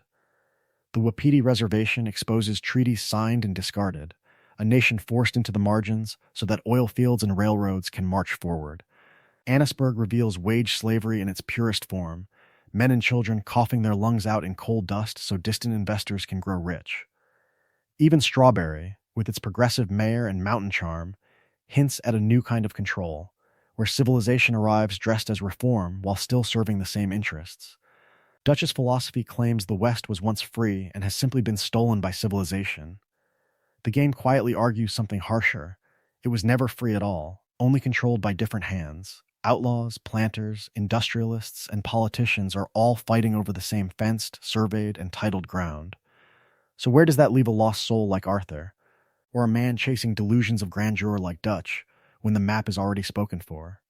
RDR2 refuses to discard the myth. It lets the player feel its pull, then walks them through the mud, blood, and paperwork that actually built the country. And in the next places the gang reaches, that tension between dream and document will not just frame the story. It will decide who lives long enough to see the myth finally die. That death of the myth is not abstract. It is walked, camp by camp, through the Van der Linde gang's own wandering map. Their journey is a story of loyalty and betrayal, of dreams and delusions, traced not in ink on a surveyor's chart, but in ash rings from campfires left behind. From the very beginning of 1899, the gang's route reads like a compressed history of the American frontier closing in on itself. Coulter, buried in Amberino snow, is frozen desperation made visible, a gang of idealistic outlaws hiding in a mountain storm, while the Blackwater ferry job hangs over them like a warrant on the horizon. The landscape is harsh, indifferent, almost timeless. Yet the reason they are there is thoroughly modern, botched urban robbery, coordinated lawmen, and a bounty that travels faster than horses. When the thaw comes, Horseshoe Overlook above Valentine offers a brief illusion of freedom. Open grasslands, a dusty cattle town, wagons circling a communal fire. It feels from its humble beginnings like the old West Dutch always promised, a world where a clever gang can live between the cracks of civilization. But even here, the railroad cuts the valley, telegraph lines hum over the prairie, and Pinkerton agents ride in on organized schedules. The gang moves not because the land rejects them, but because the institutions built upon it do. Clemens Point and Rhodes drag the camp into the afterlife of the plantation south. Tents and wagons huddle beside Spanish moss and decaying manors, the living embodiment of a social order that lost the Civil War but still owns the ground. The Braithwaites and Greys feud over honor while quietly selling out to industrial capital. And Dutch's philosophy of noble rebellion rings hollower each time the gang takes their blood money. Their canvas walls stand in deliberate contrast to the Braithwaite Manor's brick and the Grey Plantation's columns. One is temporary, improvisational, mobile. The other is fixed, titled, written into county records that outlast any outlaw. Shady Belle turns that contrast into rot. An abandoned plantation turned refuge, half flooded and choked by the Lemoyne Swamp. It shelters the gang on the doorstep of Saint Denis, Rockstar's brutal mirror of New Orleans at the height of the Gilded Age. Here the camp is a parasite on a corpse, hiding in ruined gentility while electric lights, segregated streetcars, and steam whistles announce that the world was changing faster than Dutch can talk. Law enforcement coordination, private security, corporate railroads, every force reshaping the national map presses in on this soggy sanctuary. By Beaver Hollow, the camp has become a cave, a literal hole in the ground. Dutch's dreams curdle into delusions as the gang crouches beside a polluted creek in a scarred forest, harried by Pinkertons and fenced off from the Wapidi's shrinking homeland. The old ways were dying in the truest sense. Even the wilderness now has an owner, a deed, a company seal. And when the survivors finally brush the fringes of New Austin, that truth is undeniable. The mesas, canyons, and red deserts still look wild, but every horizon is already spoken for by rail companies, ranch barons, and government surveyors who have mapped even the empty spaces. The gang's moving camp, once a symbol of freedom and family, is reduced to a relic wandering a finished world, searching for a blank space on a map that no longer exists. The next places they try to claim will not just reject them, they will erase them, folding their story into ledgers, case files, and prison registers that define who belongs in this new America and who is marked for extinction. The gang's erasure is only possible because the world around them is so solid, so meticulously constructed, that it can swallow them whole. This is not a vague fantasy frontier. It is, in the truest sense, a reconstruction of a real historical moment, built from ledgers, photographs, and scars. From the very beginning of development, Rockstar treated the map as a historical argument. Designers pored over period photographs of New Orleans, coal towns in Appalachia, cattle markets in Kansas, and resort brochures from Colorado. They studied railroad expansion maps, crop reports, and census data to decide where a town would boom, where it would rot, and where nothing would ever grow. Saint Denis borrows its bones from New Orleans around 1900. French balconies, segregated streetcars, electric streetlights flickering above open sewers, and docks choked with industrial smoke. Valentine echoes muddy cattle towns on the Great Plains, Rhodes channels post-Civil War plantation economies, and Strawberry wears the hopeful architecture of progressive mountain resorts that promised clean air and civilized leisure. This research does not sit in a menu. It lives in the brickwork in the background. A player rides through Rhodes and passes a faded colored entrance sign, hears an old man mutter about losing sons on both sides of the war, and then sees Braithwaite fields still worked by black laborers under white overseers. In Saint Denis, a newspaper headline praises industrial progress while a smaller column mentions a factory accident. Train schedules posted at stations match the economic logic of the world, moving workers, prisoners, and capital between mines, ports, and prisons. Even the fonts on storefront signs shift from hand-painted script in older towns to bolder, standardized lettering in newer, corporate spaces, quietly signaling that the old ways were dying. The game's pacing is built to make this density unavoidable. Long rides through the fog of Lemoyne swamps are not dead time. They are invitations to listen. A player hears miners in Annesburg cough through black lung as they argue about wages, or railroad men in New Hanover complain about agitators and Pinkertons. A patrol passes the aftermath of a lynching near Saint Denis, the body already cut down but the crowd still arguing about whether it was justice or murder.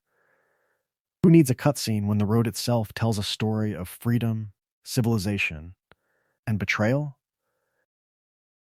Missions and random encounters push the gang into contact with every layer of this world.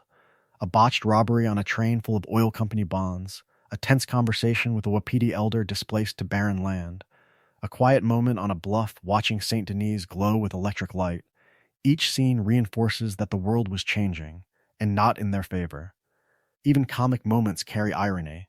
Two outlaws accidentally trying to rob each other on the same back road, both terrified of the same faceless corporations hunting them. Because this world is the living embodiment of real history, every act hits harder. A robbery is not just a gameplay loop, it is theft from a recognizable economic order that will respond with lawyers, Pinkertons, and prisons. A death is not just a dramatic beat, it is a name disappearing into a system that has already decided who counts and who is disposable. When a camp burns, it is not only a hideout lost, it is a whole fragile philosophy of freedom and family collapsing under the weight of railways, barbed wire, and ledgers. This is a story of dreams and delusions meeting cold infrastructure. The map's beauty is inseparable from its cruelty, and as the narrative moves deeper into Saint Denis, Annesburg, and the Wapiti lands, the historical forces behind those beautiful horizons step out of the background and start kicking the gang's door down. The world was changing, and by the time the gang limps from the forests of West Elizabeth to the dust of New Austin, the map tells the whole tale. From Saint Denis to Annesburg, from Rhodes to Blackwater and beyond, every region becomes a single, continuous story of a frontier turning into a ledger, a myth collapsing into an industry. Saint Denis is the living embodiment of that shift. Electric street lamps and segregated streetcars, French balconies hanging above choking smokestacks, prisons and mansions sharing the same river air. Annesburg answers it with coal dust and coughing miners, a company town where freedom is measured in wages and debt. Between them stand Valentine's muddy optimism, Rhodes' decaying plantations, Strawberry's earnest progressivism, and the empty promise of New Austin's scorched horizon. Together they form a story of loyalty and betrayal, of dreams and delusions, of family wandering through a country that has already moved on. Arthur, Dutch, and the rest are not just outlaws hiding in the cracks, they are people crushed between two worlds. From its humble beginnings, the gang imagines itself as resistance to a corrupt civilization, preaching freedom beside campfires while trains scream past in the dark. Their tents at Horseshoe Overlook, their shacks at Shady Bell, their final refuge in Beaver Hollow, all leave faint tracks on land already claimed by banks, railroads, and governments that never even bother to learn their names. In the truest sense, the Van der Linde gang becomes a ghost long before it dies. Dutch's philosophy curdles while new telegraph lines are strung overhead. Arthur's awakening unfolds on roads carved for oilmen and cattle barons. Even their greatest crimes are footnotes to larger forces. A robbed train rerouted, a burned plantation refinanced, a dead Pinkerton replaced by 10 more. Who remembers a single campfire when the whole forest is being surveyed and sold? Yet the land remembers. The Wapiti Reservation, shrinking under military pressure, speaks for every displaced native nation whose story is buried beneath mission markers. The swamps around Saint Denis echo with the history of enslaved labor and sharecroppers. The mines of Annesburg recall real families broken under company scrip. Every time the map opens, those histories sit quietly behind the icons, waiting to be noticed. The next time this world unfolds on a screen, it can become more than a checklist of missions and collectibles. It can become a story of real miners and railroad men, of immigrants and prisoners, of outlaws and sheriffs, all trapped in a country that insists this is what progress looks like. What happens when the old ways were dying, but the new order demanded so much blood to be born? This is the invitation, to ride slower, to read more, to question the myths inherited about the West, about civilization, about who paid for that progress, and who was erased so others could call it destiny. Because the gang's story ends on a lonely ridge above New Austin, but the history beneath their horses' hooves is still unfolding, and the final chapter of that story has not been written yet.